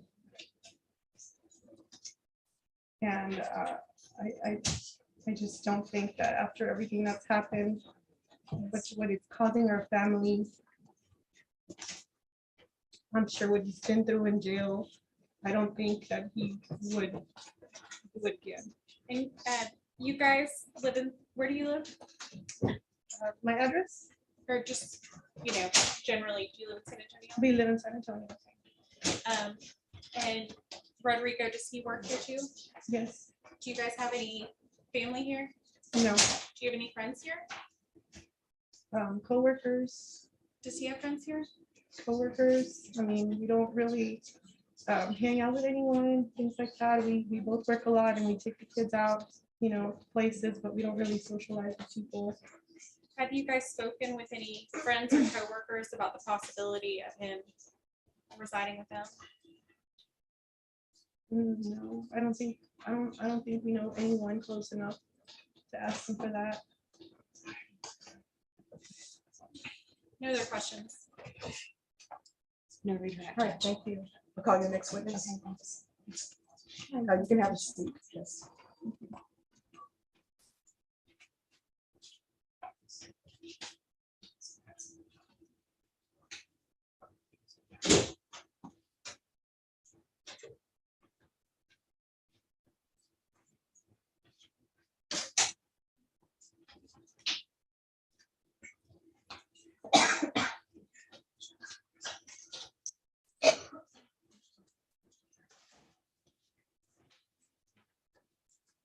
All right, he's in the court. He needs to remove the top of his hat.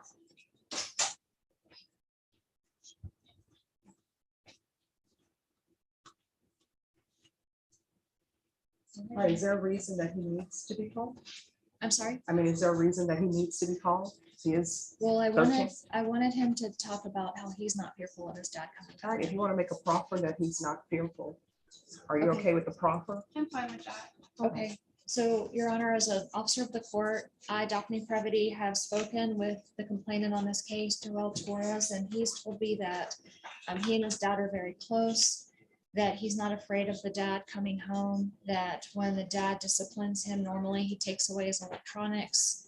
This was the first time that his dad has ever struck him other than a spanking on the bottom when he was a small child. And he has no fears or reservations about his dad coming All back right, into the home. you can take a seat. Okay. All right, and state, I'm assuming. Judge, I don't have any witnesses. I was just gonna offer the police report and registration documents from that night. No objection.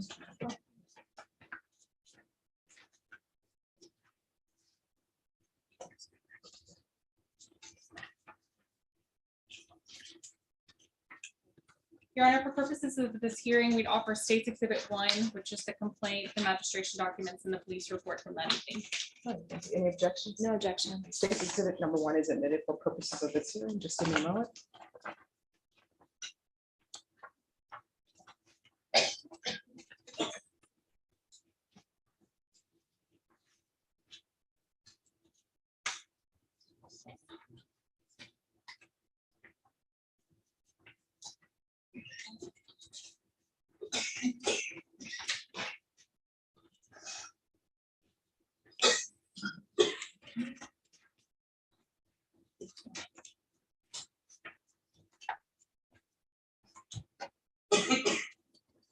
All right, after the court has reviewed State's exhibits number 1 and attachments, court will hear a brief argument. Defense, it's your motion. Judge, on our motion, we have attached a copy of, as Exhibit 1, the current bond conditions, as well a letter from Judge Brown saying that she's giving jurisdiction to this court. She was the magistrate who made the initial assessment. And then third, an affidavit from Ms. Gracia Cruz saying that she'd like them to come back. And I have a proposed order. We really would like that Mr. Rodrigo Cruz be allowed to return to the home. It's been hard on their family that he's not been able to be there to help them with this. This was a big wake-up call for the family. They had no idea that anything like this could happen when Ms. Gracia made that police report. There's a lot of things that he does with the family every day, every evening to help. His work schedule allows that he's off on Wednesdays and that he can do all kinds of things with the kids and the family that day as far as doctor's appointments and things like that. They both are employed full-time. It's been a hardship that he is not allowed to have any contact with the family. As Ms. Garcia mentioned, the one daughter cries for him every night. And so we would ask that you lift the no contact order and either lift it completely or change it to a no harmful contact. And I put all those options on the order that I proposed attached to the motion. It's been a financial burden in the fact that he's staying at one of these hotels that's a weekly $400 a week. And so the $1,600 approximately a month has really depleted their savings. And they're concerned about future availability of being able to maintain the two homes and provide enough things, necessities for the children. We had a hearing in County Court 13 yesterday. Judge Speedley Gonzalez ordered that he could go to the house every day for 3 hours to help with the children in the evening. And she ordered them to take a parenting class and said that they could take the parenting class together to see each other there. But really, the family needs him to be back in the home to help with everything, but also to avoid that additional cost of him having an extra home. The mother-in-law to Mr. Cruz, the mother of Gracia, is available to stay for the up to 90-day period as provided in Code of Criminal Procedure, Article 1741, subsection C, that would require supervised visitation of Joel for a period of up to 90 days since he's a child under 18 years of age. Is Child Protective Services involved? They sort of are. They came to do an initial report, but then that officer or caseworker investigator's phone has been turned off and is no longer a working number. So we haven't been assigned a new person. I know that Ms. Hayden has tried to get those records today, but I don't think she's gotten anything just yet. I haven't, Judge, and I asked Marina to request them and put a rush on them, so hopefully we'll be able to get them soon. They did open a CPS case. As far as I know, there's not any sort of removal proceeding with our office, but as far as the status of the investigation, I don't have that information at this point. Okay, all right, motion is denied. Come back to me once there's information from CPS. Yes, Judge. All right, thank you. Yes.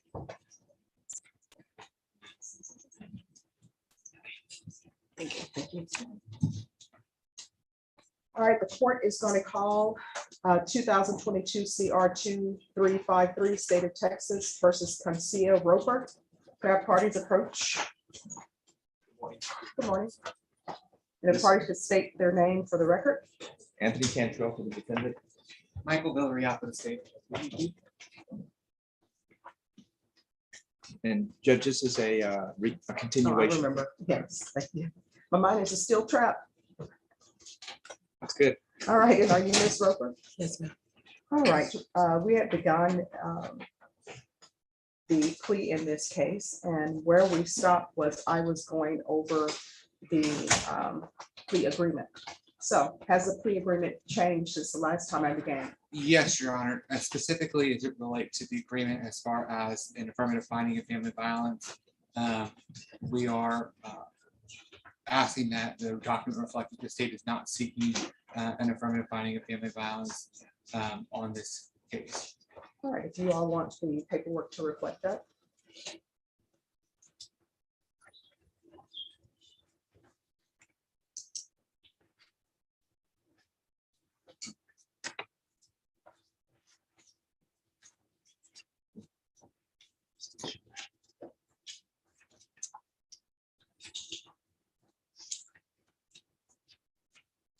Yes. You're welcome. All right, Ms. Roper, I'm showing you what's entitled plea bargain page. Did you review that page with your attorney and did you understand it? Yes, ma'am. All right, and just so the record can be clear, previously I've stated that the defendant had knowingly and voluntarily waived her right to jury trial. According to the plea bargain agreement, there's a $1,500 fine. The state recommends deferred adjudication, and they're asking for the VIPP course. Did you understand that to be the plea bargain agreement? Yes, sir. Defense is at the plea bargain agreement. It is, Your Honor. State is at the plea bargain agreement. Yes, Your Honor. Next, I'm showing you the paragraph entitled waiver of appeal paragraph. Did you review that paragraph with your attorney? Did you understand it? Did you sign it in both places? Yes, ma'am. Did you understand by signing that you're waiving your right to appeal? The only items that can be appealed are written pretrial motions that have been filed, heard, and ruled upon by the court. Did you understand? Yes, ma'am. Counsel, are there any such motions? No, Your Honor. Next, I'm showing you outside the plea bargain agreement. The state is requesting that you defer adjudication be for a term of 4 years. There'll be a top evaluation, 120 hours of community service restitution, no contact with Charles Mayberry, Mayberry, and no firearm possessions. Did you understand that those are recommendations from the state and the court does not have to follow those recommendations? Yes, ma'am. Then to the offenses charged in the indictment, how do you plead? Guilty, not guilty, or no contest? No contest. State any evidence to support the defendant's plea. Yes, Your Honor. At this time, state up for state exhibit number 1 and its attachments. Any objections? No objections. Ms. Roper, I'm going to show you what's entitled waiver and consent to stipulation of testimony and stipulations. Did you review that document with your attorney? Did you understand it? Did you sign it in all the appropriate places? Yes, ma'am. Again, did you understand you have a right to jury trial, a right for you or your attorney to cross-examine and confront any witnesses the state would call in the right to remain silent? Yes, ma'am. Did you understand that today the state will be presenting evidence in the form of witnesses' statements and police reports, but most importantly, there will be no live testimony? Did you understand? Yes, ma'am. Court will find that the defendant has knowingly and voluntarily waived and consented to stipulation of testimony and stipulations. Court will accept it to evidence, states exhibits 1 and attachments are reviewed the same. Yes, ma'am.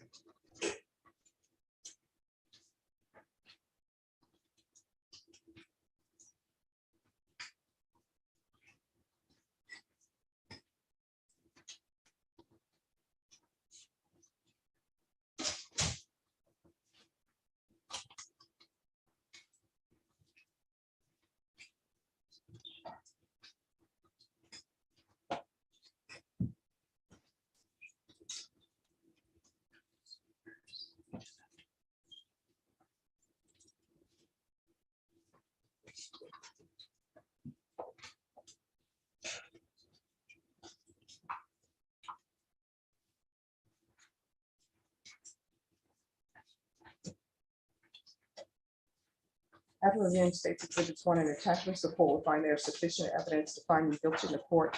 It will defer finding of guilt as you apply for deferred adjudication or proceeding with sentencing. If we can, Your Honor, that would be great. One other thing, Your Honor, they do have 2 children together, so only with respect to when they're. Well, first, are we proceeding with sentencing? Yes, ma'am. All right, anything you wish to say on behalf of your client? No, Your Honor, we'd ask that you follow the plea bargain. All right, so you were talking about the 2 children they have together? Yeah, so just during the exchange, if there could just be no harmful or injurious contact or any other matters that might arise with respect to the care of the children, no harmful or injurious contact. Otherwise, there is no other relationship. All right, Ms. Roper, what are the ages of your children? My daughter should be 5 this month, and then our son will be 2 in August. All right, is Child Protective Services involved? No, ma'am. We're just passing children through both of our parents. That's how we've been doing. So CPS wasn't involved at all? No, ma'am. Are you employed? Yes, ma'am. What do you do? I'm the lead cook and prep for Gus's Fried Chicken. Is it chicken good? Yes. Is it better than Southern Classic? It's cooked in peanut oil, so yes. But come and try it. I make all the sides. Have you tried Southern Classic? I'm from Biloxi, Mississippi, so we Southern Classic all the way. Okay. So I think we're gonna have a little debate. We may need to have a debate over the best chicken, but okay. I have been to Gus's and it was good. I'm gonna have to try it now. I can't believe you have not tried. How long has he been representing you? You should support your client. Absolutely. It's right around the corner. I don't see why. We get a lot of you guys in there. I'm y'all's cook. The wait is when y'all long. Eat, I make it. The wait is long. All right, this is what I'm going to do. Sentence you to 4 years deferred adjudication. There's a $1,500 fine that will be probated. The BIPP course, parenting classes, proof of employment within 30 days. There should be no employment as a home health care provider with minors. 120 hours of community service restitution. 40 of those hours will be waived if you provide proof of the COVID vaccination. The court is not requiring you to get the COVID vaccination, but if you do with the booster shot, 40 of those hours will be waived. The remaining of the hours will be waived once you complete parenting classes. There's to be no contact with Charles Mayberry outside of custody exchanges usually go wrong. And let me just tell you why custody changes go wrong. And this is based upon my experience as a defense attorney and a prosecutor. It goes wrong because people always want to bring extra people at the custody exchange. And usually the extra people they're bringing are their new girlfriends, their new boyfriends, and things just go haywire. So you all going to continue to do your custody exchange to your parents. And grandparents are great. I think they enjoy seeing their grandchildren as grandparents to spoil them. So there's going to remain in no contact with Charles Mayberry. I'll reconsider that once she's been on deferred adjudication for a while and I can see how things are going. And Thank you, maybe Judge. after the parenting classes. So no contact with Charles Mayberry, no firearm possession. If you're drug tested today, what are the results going to be? All right, we got to stop using the marijuana, you understand? I don't want anyone cooking my chicken to use marijuana. Maybe they'll forget to use the peanut oil and use Crisco or something, okay? Not that there's anything wrong with Crisco. So I want her tested for levels. And so those levels should start going down. There's going to be regular reporting in person or Zoom. We'll do field visits one time per month for 6 months. And of course, if everything goes well, you can discontinue the field visits. Is there anything else? Probation? Your Honor, did you say anything about a tap? Did you want a tap? No, we'll just see how these UAs go. But if those levels go up, we may end up doing something else. It's not gonna have to be done. My children is more important to me than smoking a blunt. Yes. All right, is there anything else? Is there anything else you need from the court in order to be successful? Other than, you've already said what you had to say about the contact between me and Yes. Charles.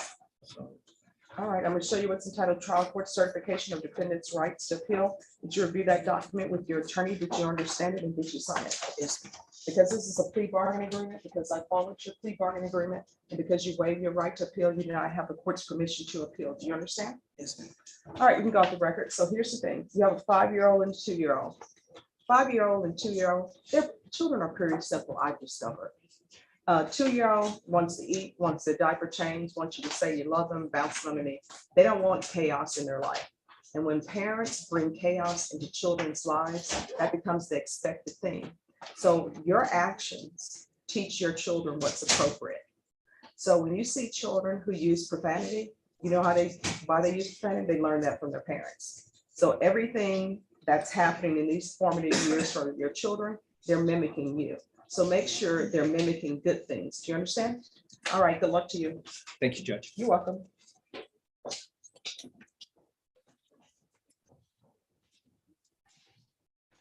Norma, don't forget the jury trial date for Tila.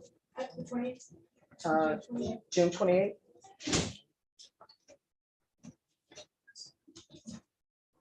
Okay.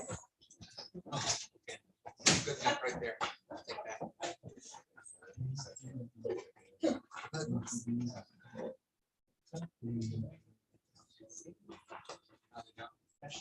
Oh, and I'm sorry. I'm gonna have that call back. I want to make sure I wrote jury trial. Yes. Here you go. All right, the parties on Richard Bond.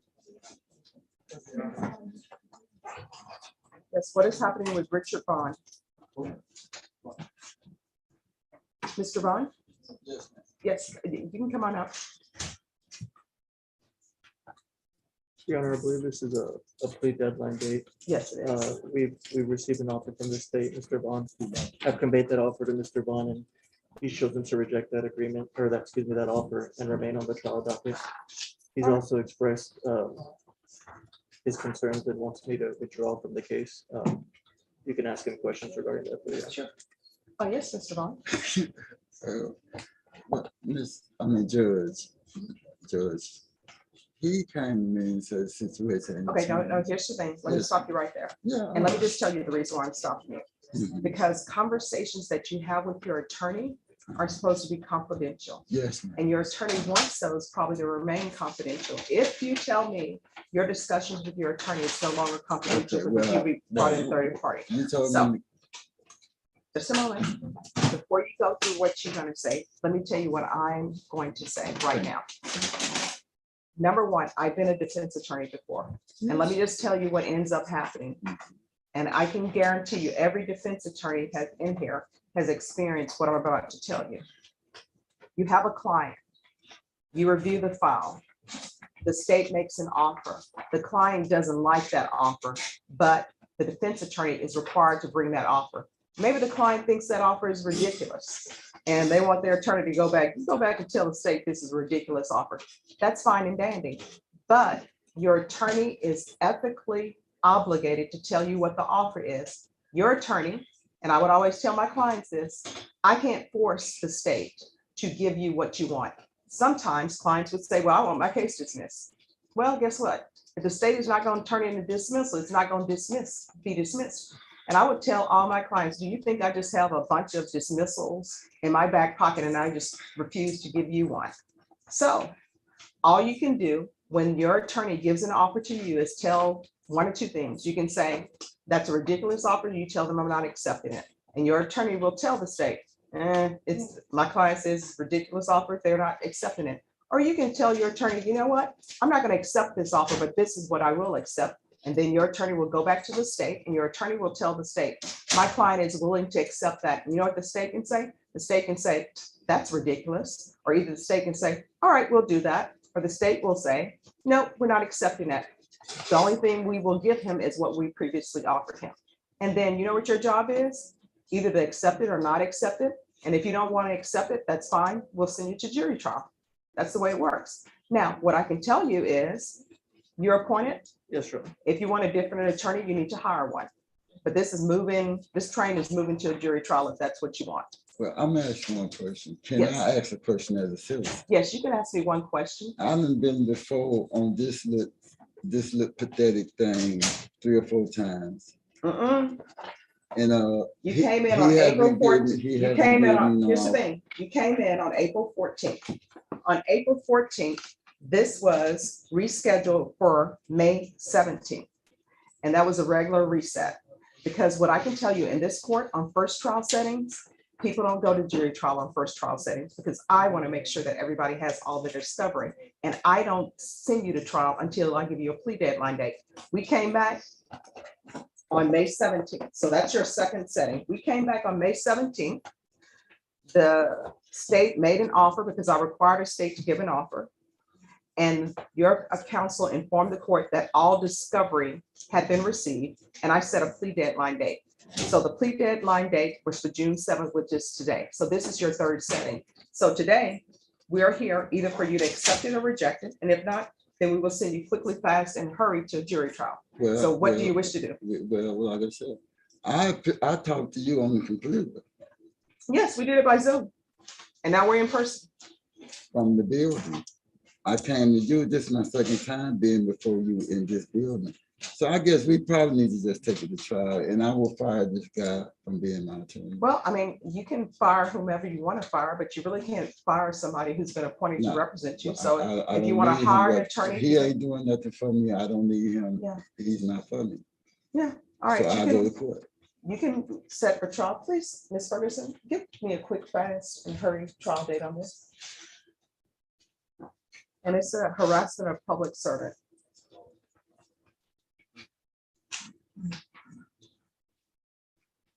And what I was telling you, Mr. Vaughn, as you can tell, you brought over in these.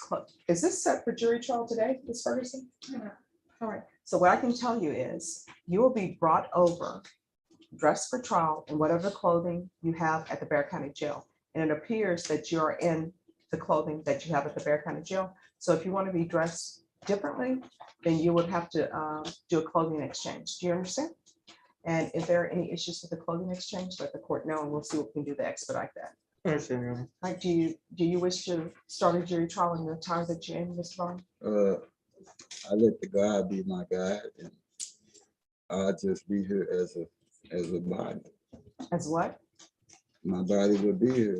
I let the Lord lead me because Okay. I believe in the Lord. All right, I believe in the Lord too, but he gives us our senses to make decisions. Well, All right, so what he day? done made a decision. I didn't agree with it. All right, we're coming back on July 19th. That's your jury trial. Can we take him back? And we'll be going on that day. So you need to be ready. He's gonna be number one. Thank you, sir. You're welcome.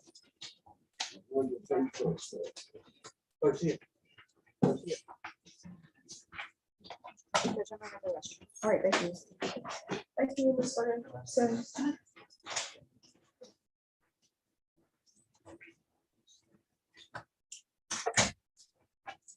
All right, who are the parties on Anthony Davis? Larry, City Judge, good morning. Why are you tiptoeing up? Come on up. I was trying to process the question because it's both of them, all of them, all the parties. Okay, yeah, the water is fine. Come on in. So what's going on with Anthony Davis? Yes, Judge. So he has a few sealed cases that are awaiting indictment.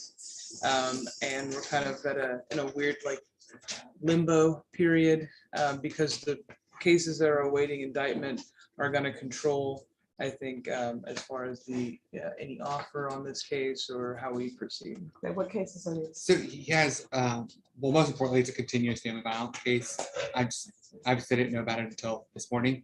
Okay. It's sealed, but I'm trying to look into it right now to see the viability of the case so that we can get this, hopefully, an expedited resolution to all of Mr. Davis's cases. But if the court can I just pulled it up on my computer right now. I'm trying to see photos and all of that information to see if we can potentially contemplate an offer that takes care of everything. All right, so the sealed case is only this case. That's the only case that's out there? There's 2 less than grams too. Okay. But I think what I'd ask Judge is that if you can review it, and then I'm going to schedule a visit with my client this week to kind of go over that offer and just if we can recall it for next week.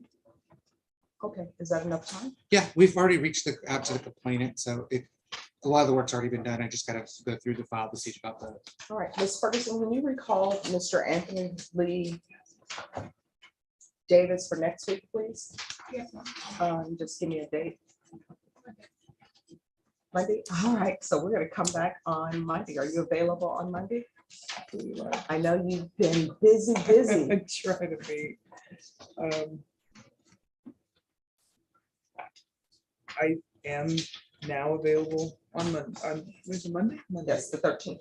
Monday's the, oh goodness, where am I at? Yeah, Judge, I will be in the courthouse on other things anyway, so I will be here.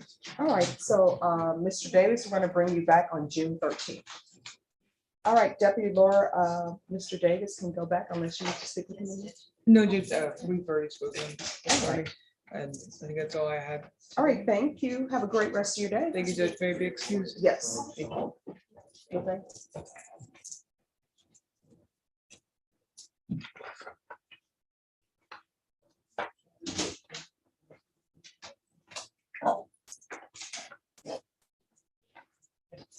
Norma, do you see Mr. Davis on the, oh, there he is. Thank you.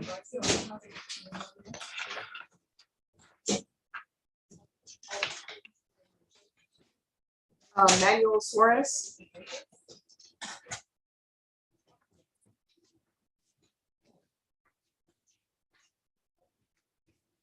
Hello, Judge. The attorney records Joanne de Hoyos. She's out of county all this week, so I'm appearing for her today.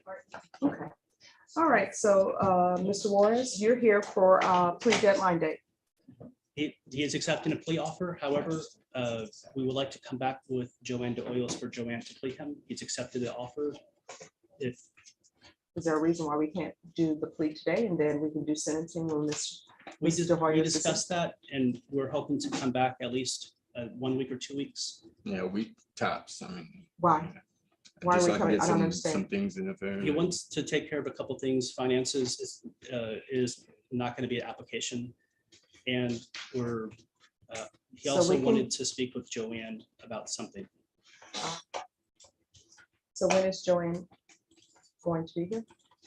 Well, if we can come back in 2 weeks, whatever date the court will give us, I will check her calendar, I have access to it.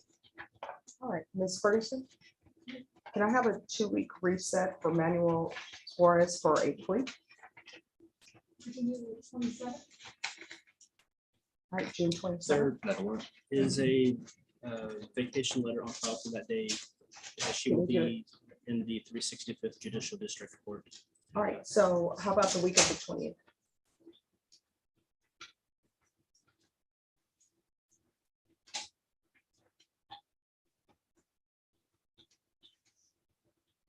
The 24th? No.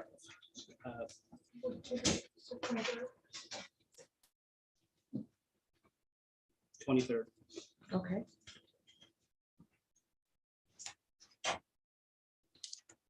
All right, we'll be back on the 23rd. Ms. Ferguson will give you a reset form. Thank you. Always a pleasure seeing you. All right, bye-bye. Have a seat on the bench.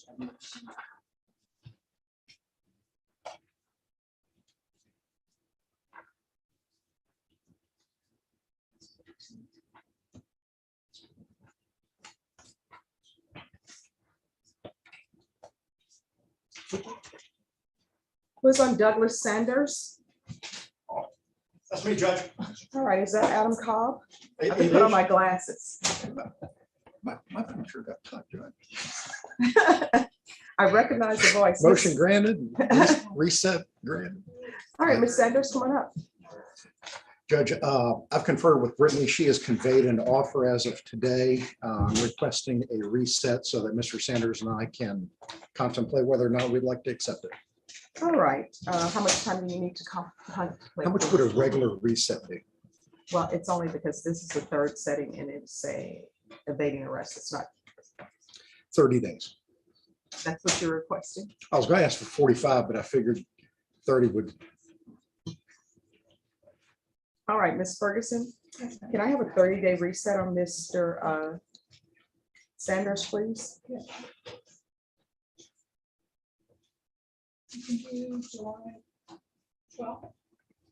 Could I do the week after I'm on? I'd be on family vacation. Does your family want you with them? I didn't say I was going, I didn't say I was going with them on the same vacation. You're doing separate. You know, I knew one of my best friends, Grantley Boxell, he said he and his wife, they would have a family vacation with the children, and then they would do separate vacations. He's like, it was a key to a happy marriage. All right. And I say that on your wife's behalf because I don't know, does she want? This is some all time for away? show, Judge. This is it's cosmetic jewelry. Okay.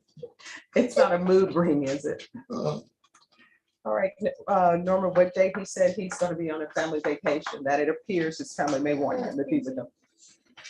All right, so we'll be back on July 18th. Thank you, Judge.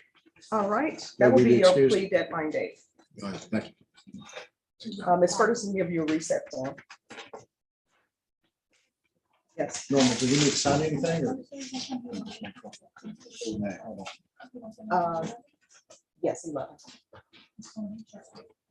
Thanks. Yeah.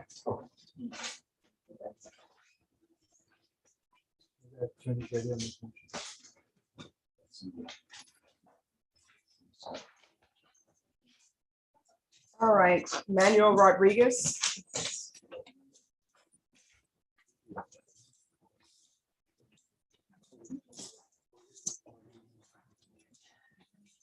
And state this is a family violence case. And where's Emmanuel Rodriguez? I don't know if he's here. There was the motion for continuance. I'm just appearing for Leo. I apologize. Well, Emmanuel Rodriguez is not here by this afternoon. Well, a warrant is going to be issued. Ms. Ferguson, was Emmanuel Rodriguez scheduled to be here this morning? Or this afternoon? It's jury trial. All the jury trial cases at night? Yes. All right, I'm here, Judge. just 1 second. Brenda, you ready? Yes. Court is calling 2021 CR 884, State of Texas versus Manuel Rodriguez. Can I have parties announced for the record for the state, Michael Villery, off the state. for the defense? Christopher Castro for defense. All right, this hearing was scheduled at 9 a.m. It is 11:21 a.m. Where is Mr. Rodriguez? Judge, it's my understanding, Mr. Rodriguez is not here at the courthouse yet, but I will make sure that he's here. All right, state, Yes, Your Honor. This time the state would move to forfeit the defendant's bond and issue a warrant for his arrest. that'll be granted if your client makes appearance and the court will reconsider, but for now, the bond forfeiture is granted and he's remanded without bond. Understood, Judge.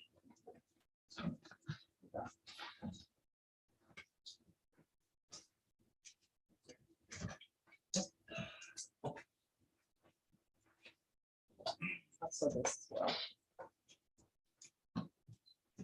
Is this, I guess it's no case. Yeah. All right, and you can keep them together. Thank you. Next, we have Keonis. That's an aggravated assault with a deadly weapon. Is that family violence? David Keonis. Let me check. No, one second.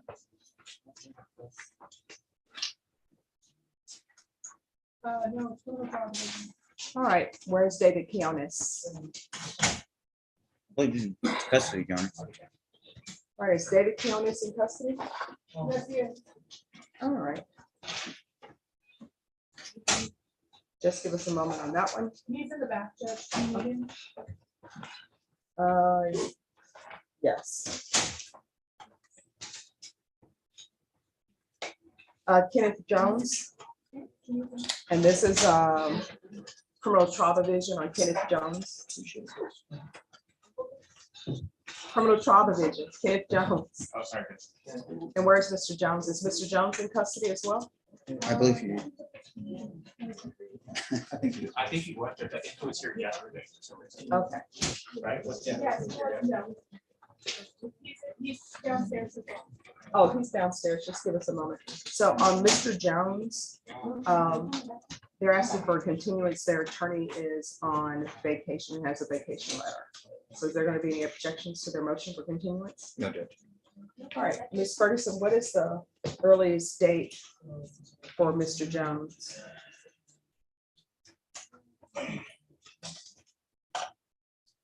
It needs to be a quick turnaround. It's a drug case.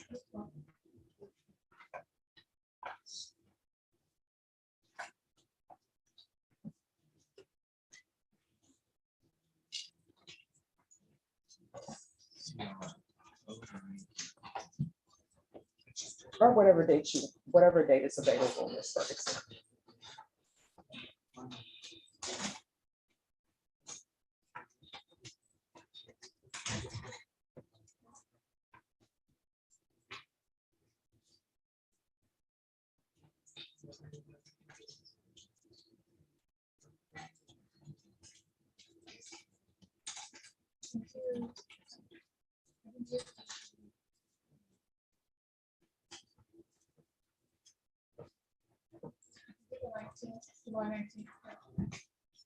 All right, we're gonna come back on July 19th for his jury trial date.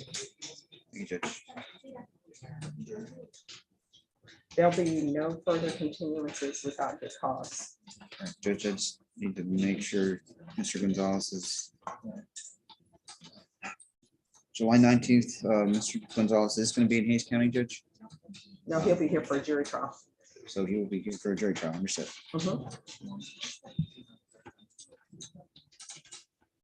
And that was on which cause, Judge? That was on Kenneth Jones.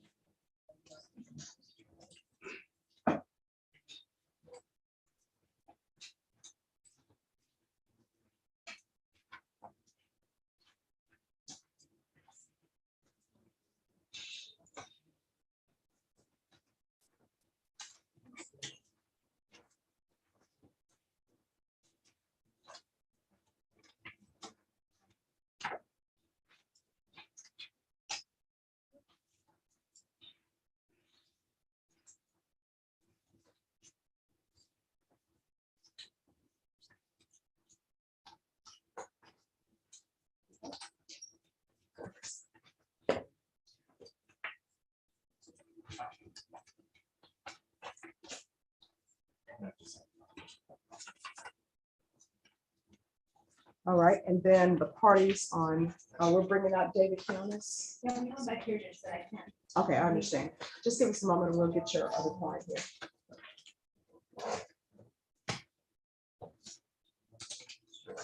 here.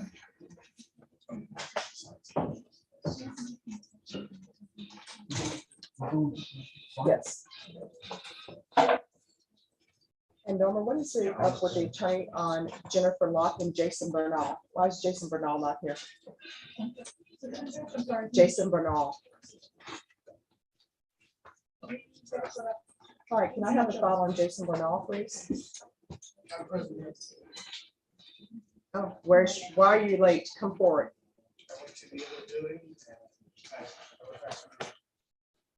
I can't hear you. Come forward. Yes, why were you late? I was just a few minutes late showing up, and I went to the other building before I came over here. I came into the opposite way. What were you doing in the other building? I came through the opposite way. You've been to this court before, so I don't understand that. Well, the parking, I guess we didn't have enough park. The area that we were trying to park in was full, so we had to go park. All right, you need to call your attorney. Yeah, I tried to call him. He said he was here in the building, but he didn't. It's Jennifer Locke. Yes, ma'am. So there's no he. Oh, sorry. So We did you spoke call with, Jennifer Locke? We spoke with the secretary, I guess. you could Ms. say. Ferguson, you tell Jennifer Locke they're needed here now.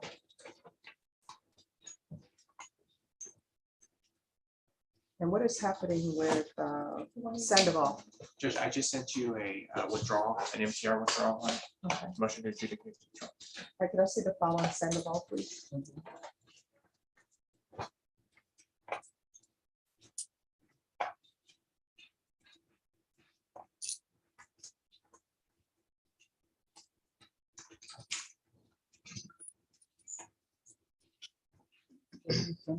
Yes.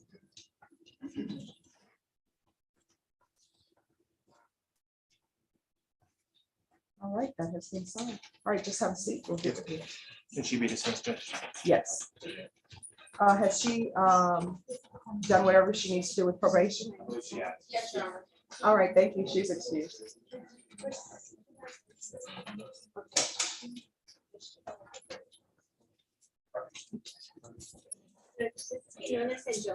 All right, Kianis, could you come forward?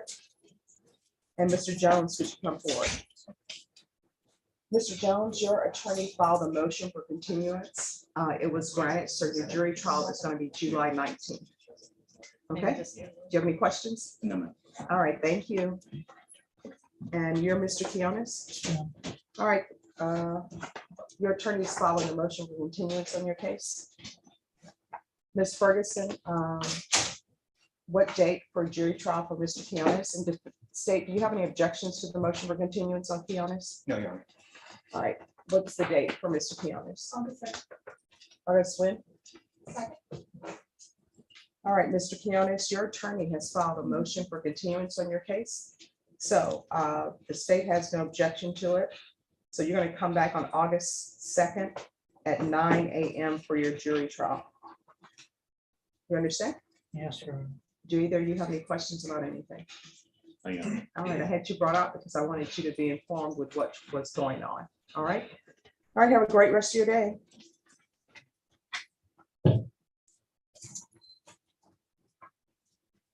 Thank you, Judge. And I'll have Emmanuel Rodriguez come back and check in. All right, thank you. Have a good one. You were not expecting this. No.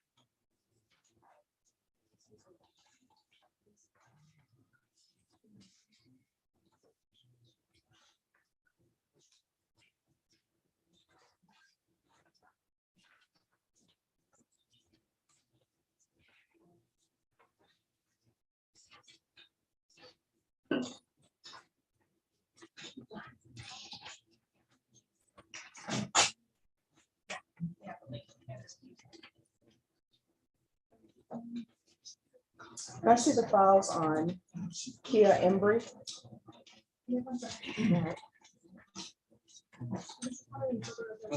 All right, thank you.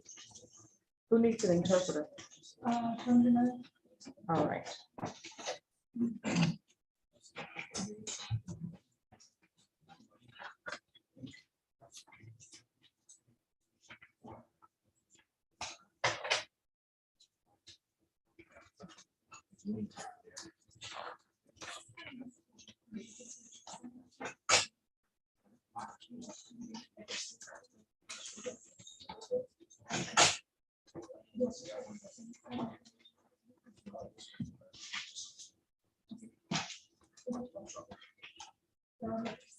All right, thank you.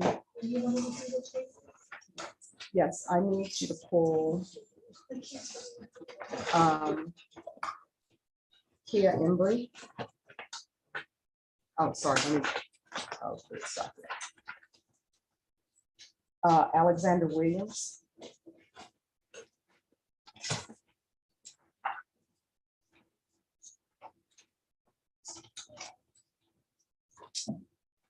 Valentin Ramos.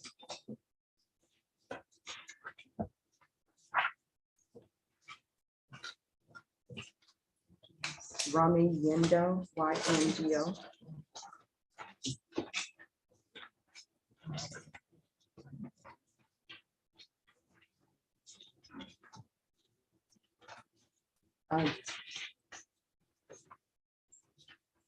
Okay, that's all.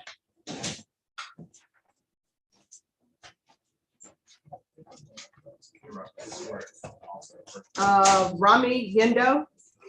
Rami Yendo. Brenna?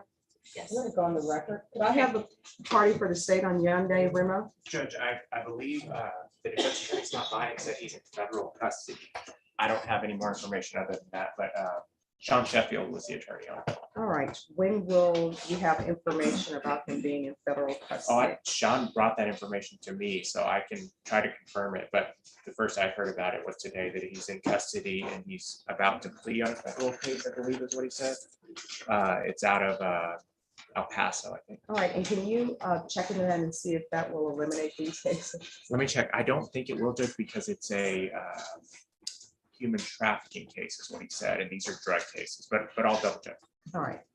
All right, Ms. Ferguson, can I have a 30-day reset on Rami Yendo, please?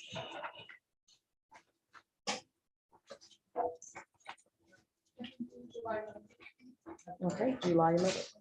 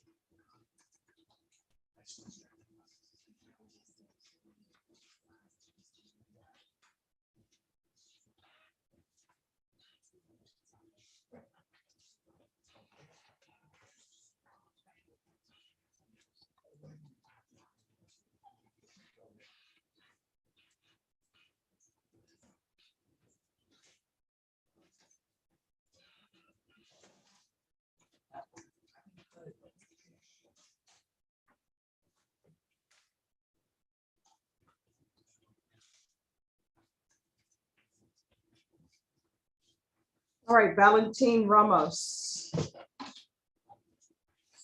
All right, this is criminal trial division. If we have an attorney for that.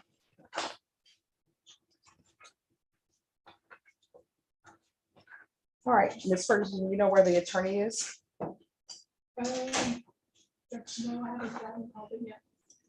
All right, so we're gonna go on the record. Brenna? Yes.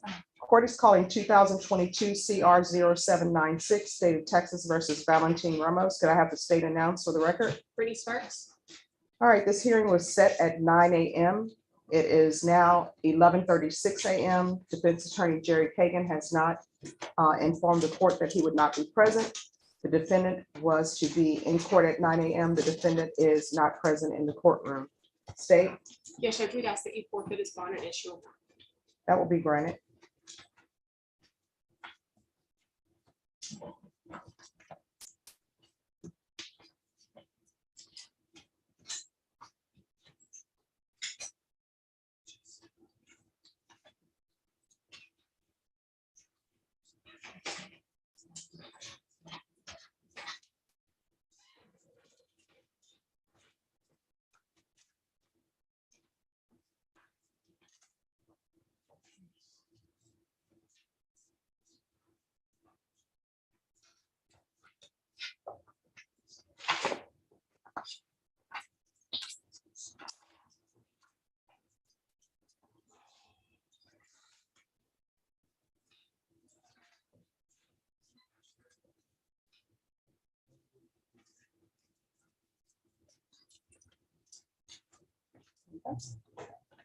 That's the.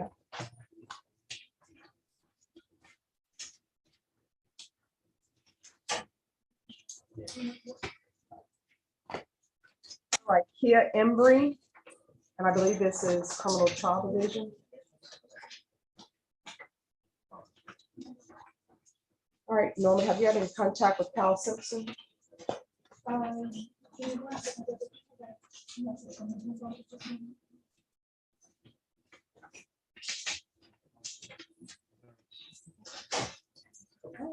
Hey.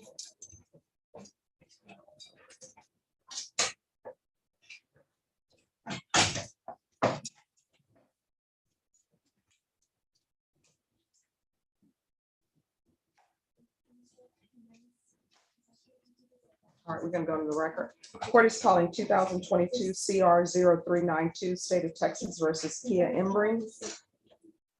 All right, thank you. All right, this hearing was scheduled at 9 a.m. It is now 11:38 a.m. Ms. Ferguson, did he tell his client not to be present? All right. All right. All right, so this is scheduled at 9 a.m. It is now 11:39 a.m. The defendant, Keegan Embry, has not been in court at all today, State. Yes, Judge, we'd ask that you forfeit his bond and issue a warrant. All right, that'll be granted.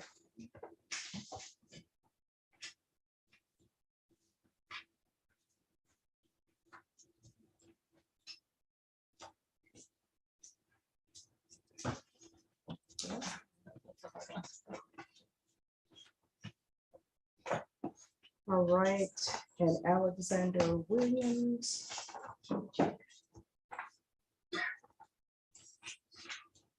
Oh, that's for jury call. That's the same thing. It's. Everyone, the court's going to be taking its break at 12.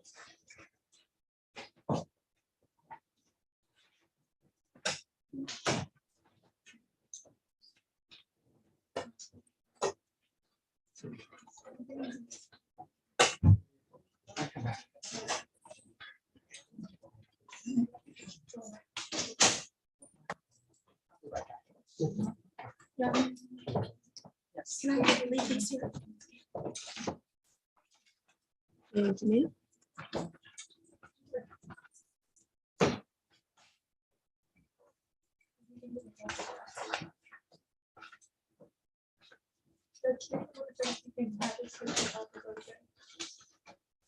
Who's this client? Jason Reeves. All right, and why is he being recalled? I just give me a moment. I'll be right back. Thank you. I'll be right back.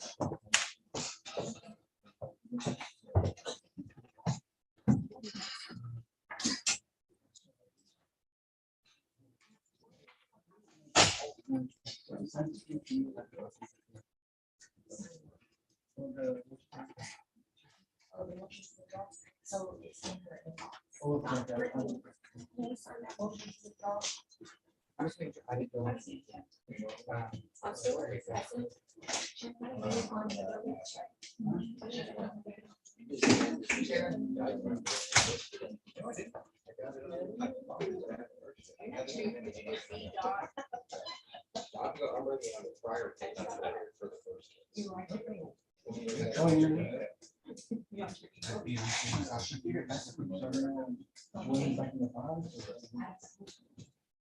no reason they don't.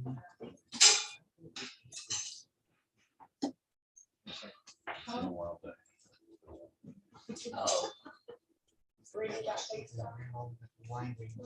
Oh, I'm tripping. I'm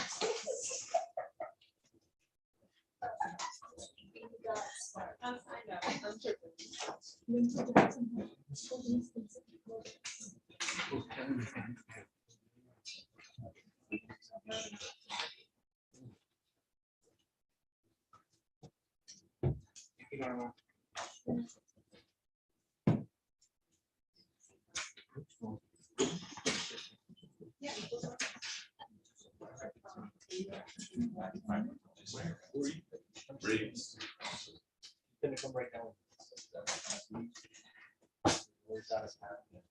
Yeah, I kind of figured.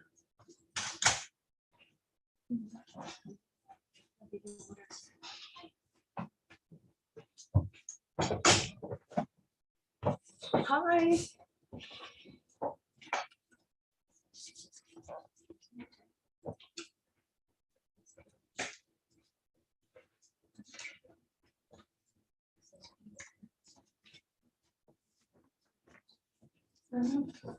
And I'm sorry, what was the case with David Woodard?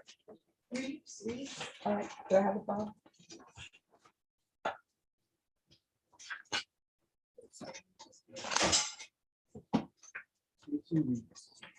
All right, is Reeves in the back? All right, Mr. Reeves, can you come up, please?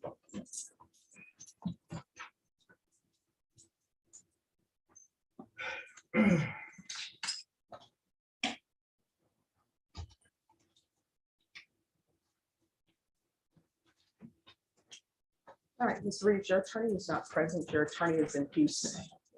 Do you understand? Okay, ma'am. All right, so Ms. Ferguson, I need a jury trial setting on this case, please. And that will be your jury trial setting and plea deadline date. You understand? Yes, ma'am. All right, If I may, Your Honor. yes. Oh, okay. Well, all right, we'll come back on Thursday then. Then Thursday will be your plea deadline date. You can either accept or reject the plea offer on that date. If not, then your next setting will be a jury trial date. If I may. Yes. Mr. Woodard was aware that he was supposed to put in a bond reduction motion and a motion for a private investigator, being that had just been released out of TDC on parole as of the 22nd of March. And this new charge here, just oblivious, just came out of nowhere, and I've been gone 4 years. Okay. So I was trying to figure out if he put the motions in. Well, here's the thing. When he comes here on Thursday, you'll be brought back over on Thursday and he'll speak with you about that, okay? Thank you, Your Honor. All right, you're welcome. All right, Lucio Perez.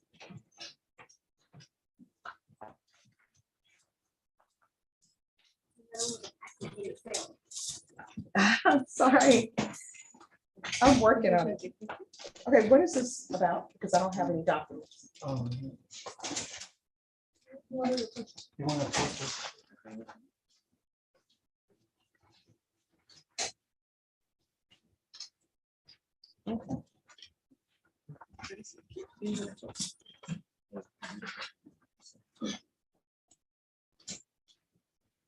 All right, the court is calling 2018 CR 13496, State of Texas versus Lucio Perez Rodriguez. Could I have parties announced for the record for the state? Ryan Grimmer. For the defense? Tony Jimenez. All right, we're proceeding with an interpreter. If I could have the interpreter raise your right hand, please. Do you solemnly swear or affirm you will faithfully translate from English into Spanish and Spanish into English, so help you God? I do, Your Honor. And I'm just assuming that the language is Spanish. Is the language Spanish? It is, Your Honor. All right. Could you state your name for the record? Arlene Abrams, license number 2081. All right. And are you Mr. Perez Rodriguez? Yes. Okay, I believe that's supposed to be C. My Spanish is not great, but. Yes. All right. So Mr. Rodriguez, I'm sorry, Mr. Perez Rodriguez, either you're going to use the interpreter or you're not. So. Yes, I do. Okay. Right. So why are we here? Judge, very briefly, a history of my client.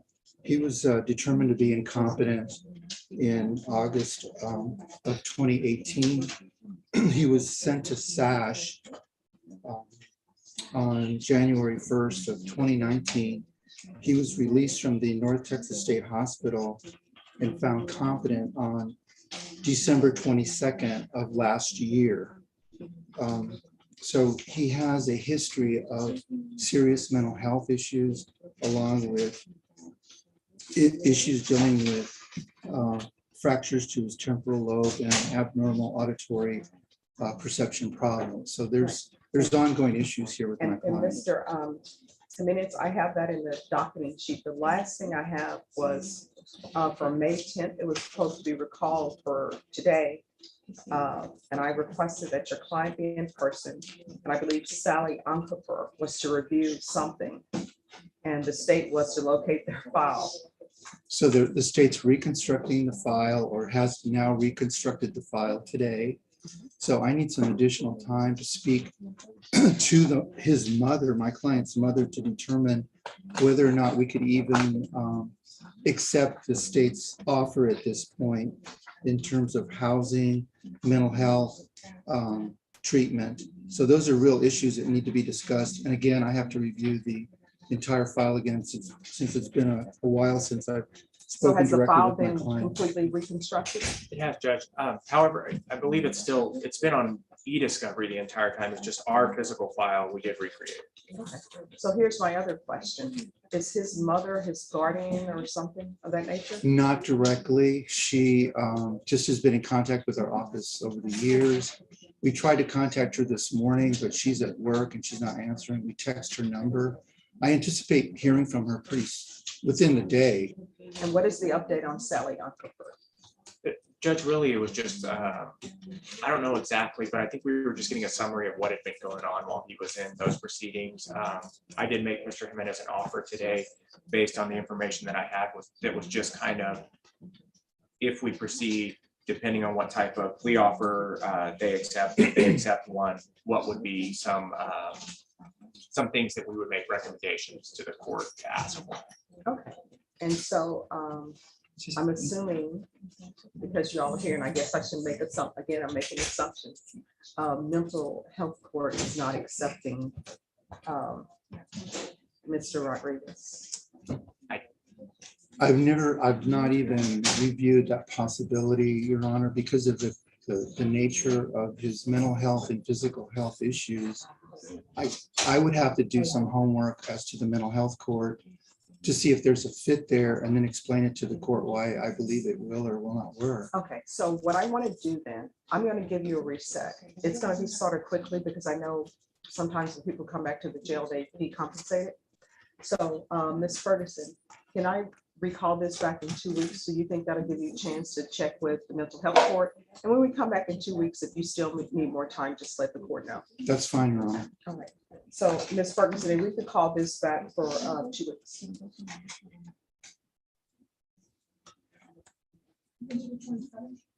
All right, so we're going to come back on June 27th. And Mr. Jimenez, if you want to come back sooner than that, just let the court know we can accommodate that. June 27th, Your Honor? Yes. And if someone could please speak with Okay. maybe Ms. Unkefer and see if she can help with the mental health court if need be. Judge, again, Yes. I'm sorry. I have that vacation Okay. letter. Is there a possibility, Your Honor, that we could revisit this case on the 17th of June? If that is enough time, June 17th. Or Oh, not the July? 17th. It'll have to be the 16th. July, the first week sometime, July. How about the 16th, if that's available? All right. And again, if you don't have anything, if you still need more time, just let the court know.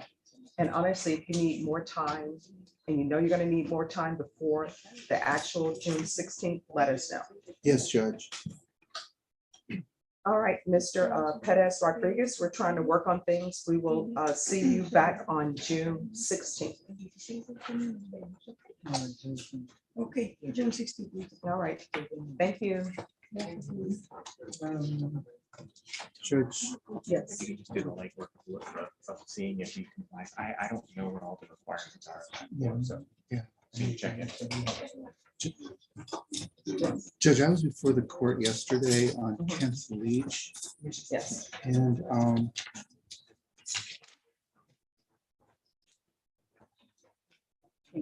I advise the court that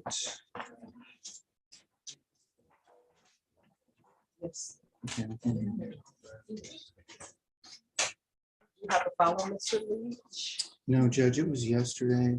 Oh, if you go to the back, the clerk will pull it and you Okay, can look then I at can the address docketing you. sheet because there's something in there. I'm Okay. sure I've written something down.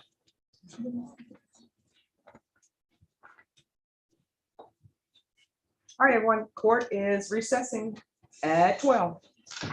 And anybody who hasn't finished their business at 12, you're gonna have to come back on Thursday.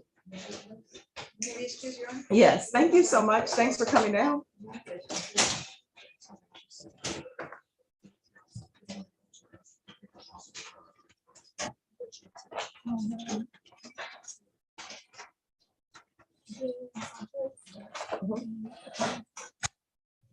All right, could I have the file?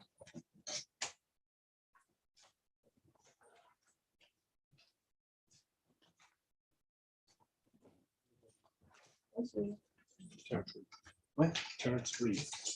All right, is Julianne Sanchez in custody? Yeah, she's downstairs, Judge. Okay, let me see. She's the one who's been coming every day. She's the one who's been what? Every day she's been up here and. All right, Miss Ferguson, is that attorney appointed?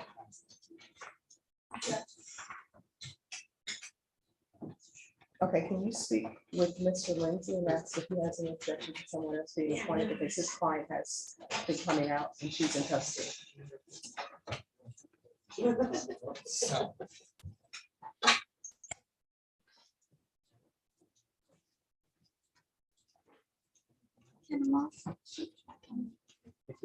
so sorry.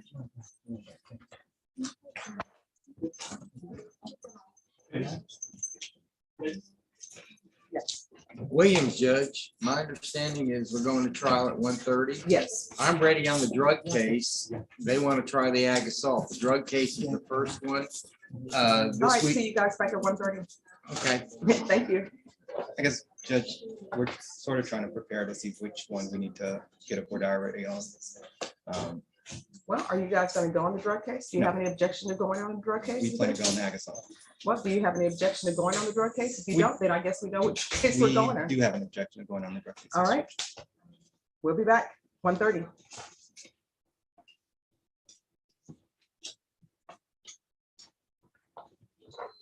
Reed, Terrence Reed.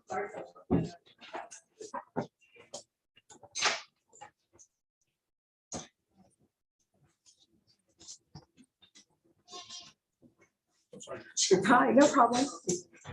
I know you're reviewing documents. But you don't all out of order. All right.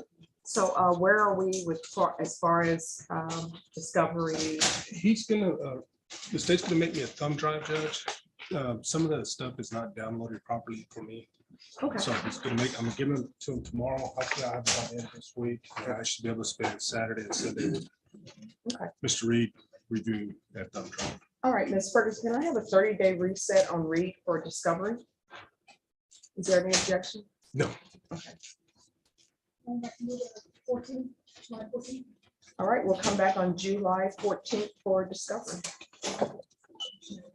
And Mr. Reed, what happens in this court is you have your discovery. Once all the discovery is received, I require that the state tender an offer. Once the state tenders an offer, I'll give you a plea deadline date, and then from there it's trial. Okay. Thank you. All right, where's the attorney on Rich? I think he may have went to that. Jason Bernal? For your honor. Yes. We're gonna set, if we could get this set for a contested MTR. All right, Mr. Bernal, please come forward. And could the state come forward on Bernal?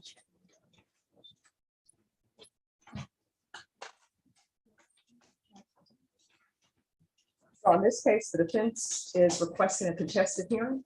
Yes. So here's what's gonna happen in this court. Once a contested hearing is set, it's contested. There's not gonna be, we're coming in, now we're gonna enter a plea of true, we have an agreement that will not be accepted. So if you want a contested hearing, you're getting a contested hearing. Do you understand? Yes, ma'am. So Ms. Ferguson, give them a contested hearing as soon as possible. Do we have next week available?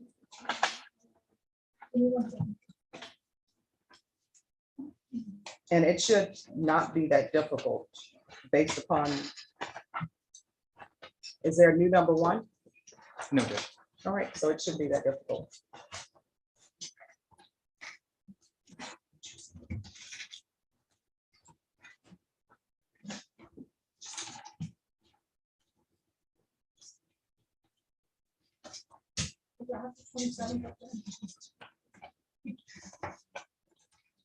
There's nothing sooner than the 27th. Can we do it the week of the 20th? No, I mean, we can do it. Can we do it on the Thursday? All right, Thursday afternoon. Your Honor, Mr. Bernal's currently on full house arrest. Is there any way he could get partial house arrest so you can work? No. We'll see you back on Thursday at 1:30, the 23rd. Could he get, I'm sorry, does he is on partial, could he get his hours adjusted from 8 to 8 to 5? File a motion, court, will you reconsider? We'll consider it. All right, so we'll be back on June 23rd. Thank you. You're welcome. He needs to get a reset form.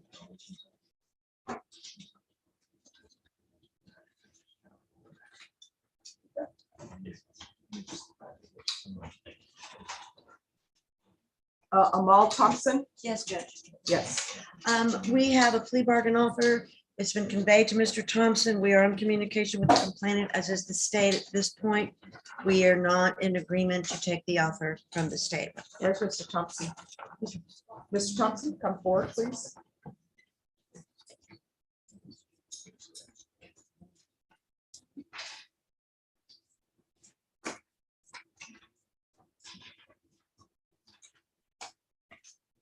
All right, Norma, on Thompson, can I have a 30-day reset for plea deadline date, please?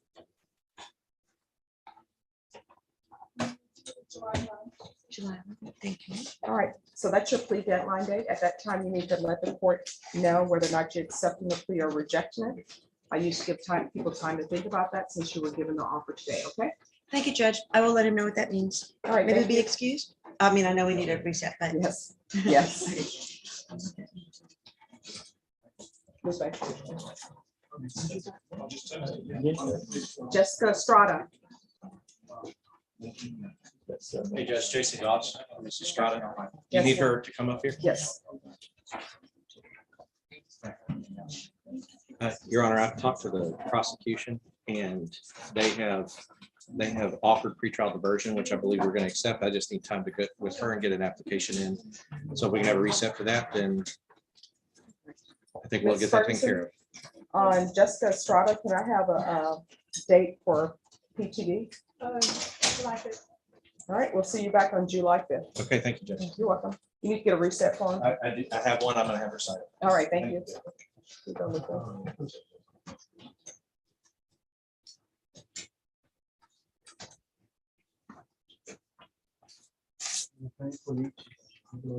All right, Leach.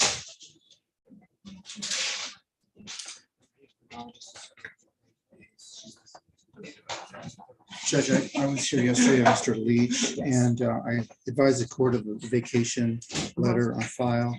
And I was fine with the 23rd, but that's actually the week that I'm going to be gone. So if there's a possibility, Judge, if we could set Leach on the 16th. All right, Ms. Ferguson, can you put Kent Leach, he was sent yesterday. It's cause number 2021 CR 10546. If you could set that for what date, Mr. Jimenez? The 16th. Because he's going to be out. Yes. Yes. I'll advise Mr. Leach. All right, thank you. Thank you, Judge. Maybe excuse. Yes, you're excused. Oh, I'm sorry. How's that in bigger location?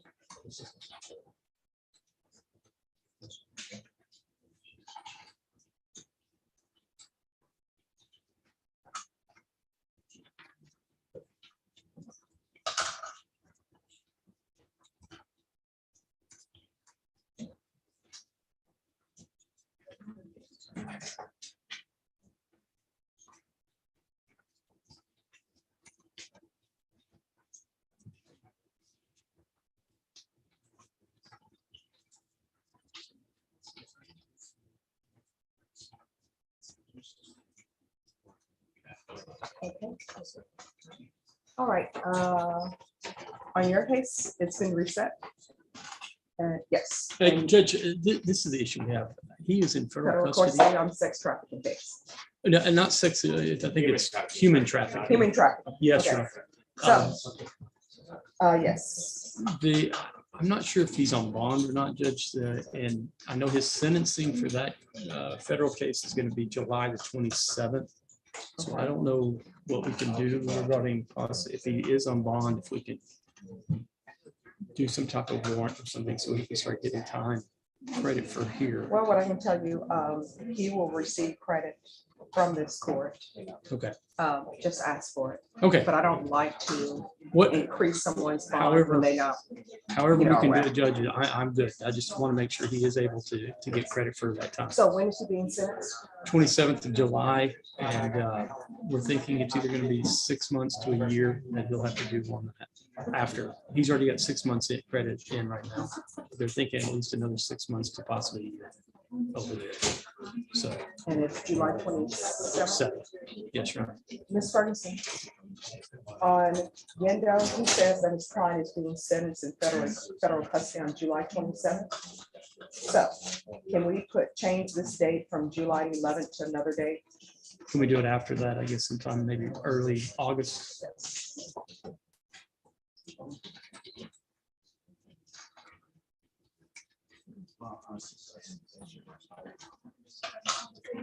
August 8th. Thank you, Judge. You're welcome.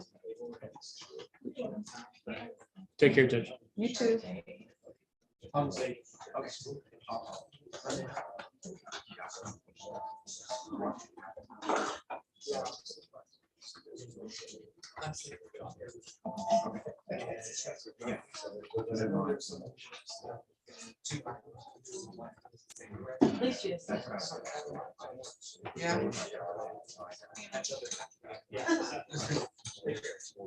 Which does.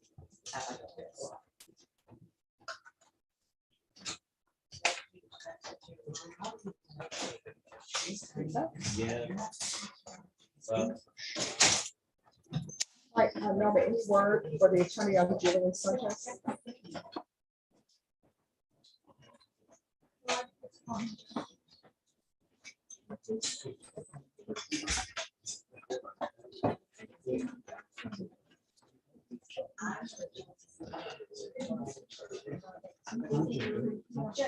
Yes. Yes, just Ms. Sanchez will come forward. Ms. Sanchez, your attorney is ill. So my understanding, your attorney has been appointed to represent you. We can reset this to your attorney is better, or I can appoint you another attorney. Can you appoint me another attorney? All right, Ms. Ferguson, can you appoint her another attorney, please?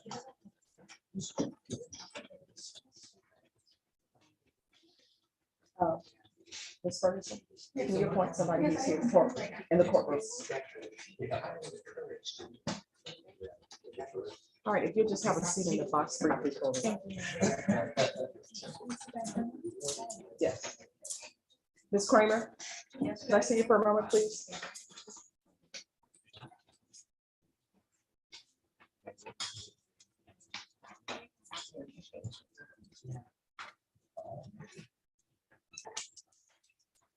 Ms. Julian Sanchez is charged with possession less than a gram. Cause number is 2022 CR 2714. Her attorney has been unable to show more than once. He's currently ill. She's requesting a new court appointed attorney. Are you able to look into that? I am. Thank you, Judge. All right, thank you.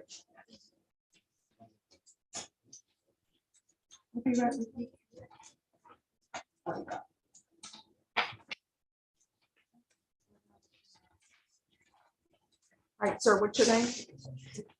I'm sorry, what? Who's your attorney?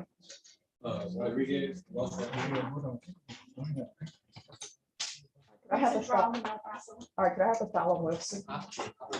Come forward, please. Wilson.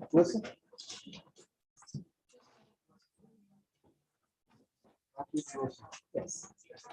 All right, your attorney is in jury trial in another county. Oh.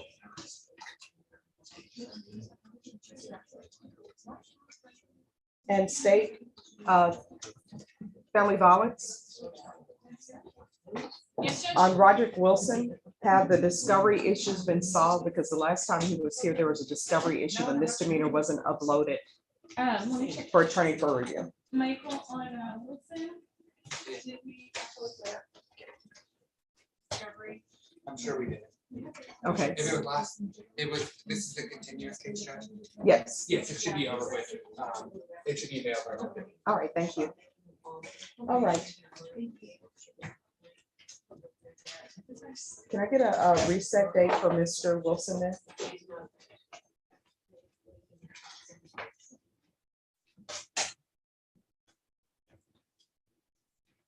It's just that's not gonna happen. All right, so we're gonna bring you back on the 23rd. They're gonna give you a reset form. Thank you for your patience. Just get a reset form from the coordinator.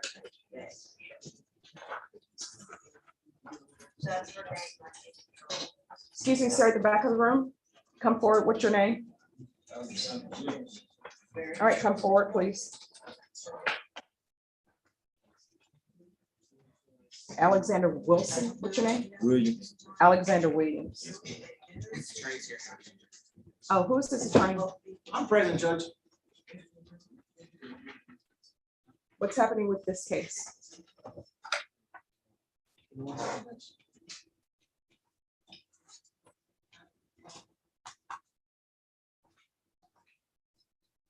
Oh, we're set for jury trial. Yes. All right. We'll be Sorry, back. just walked in, but we're ready. All right, we'll see you back at 1:30. Okay. Thank you. For Jury trial. jury selection? Yes. Okay. All right, thank you. All right, and sir, who are you? I'm sorry, what? Did I see Jose Lozano? Who's your attorney? Ross. Okay. Norman, can I get a date for Jose Lozano?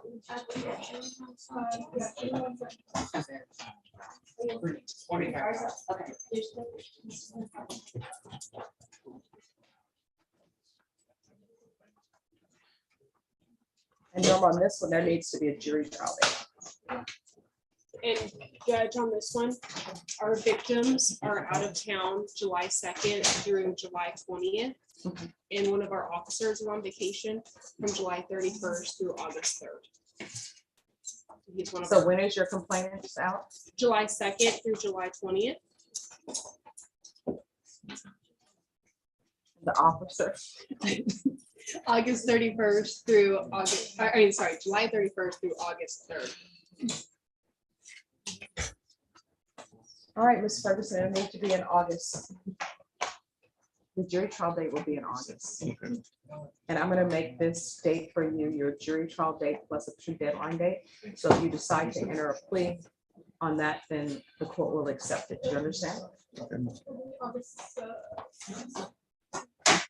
All right, so your jury trial date and plea deadline date is August 16th. They're gonna give you a reset form. Thank you. You're welcome.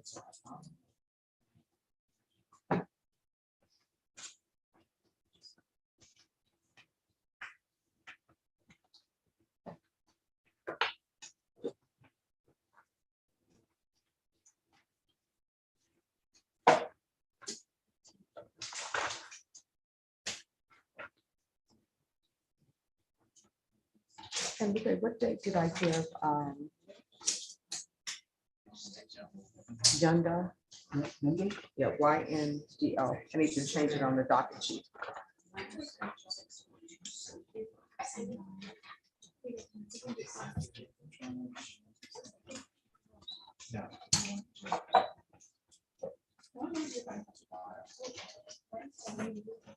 that 27 or 22nd?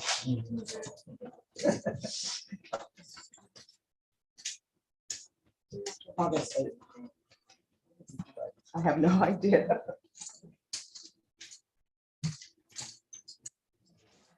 All right, Ms. Ferguson on Ms. Sanchez, let's bring her back.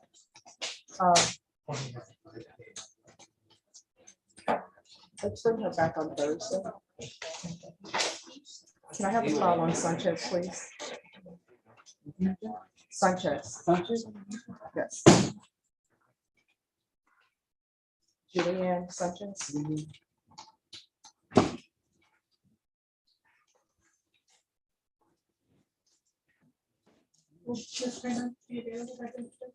Mhm.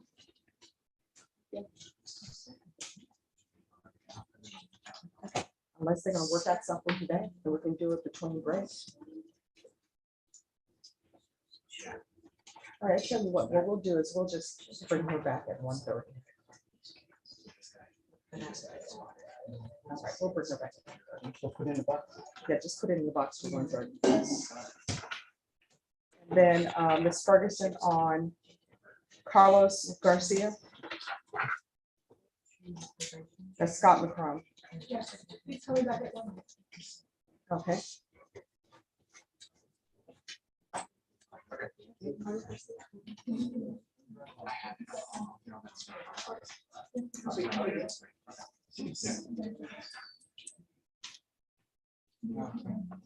Could I see the file again on Lozada? Yeah, just Jose Lozada.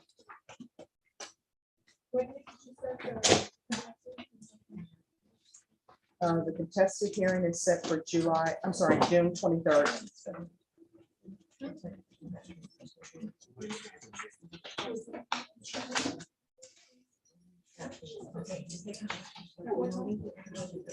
Oh. That's a Tuesday. We can do it. Did you give him a reset form?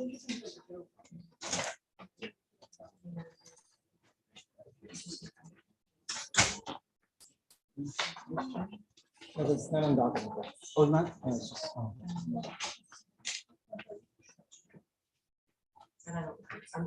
All right, then that'll have to be moved from 1:30 since the jury trials on Tuesday, right? You gave it to me on Thursday. Oh, okay. On Thursday, right? She said on Monday. All right, but you said that's a holiday or whatever. I don't know. All right, okay, we're gonna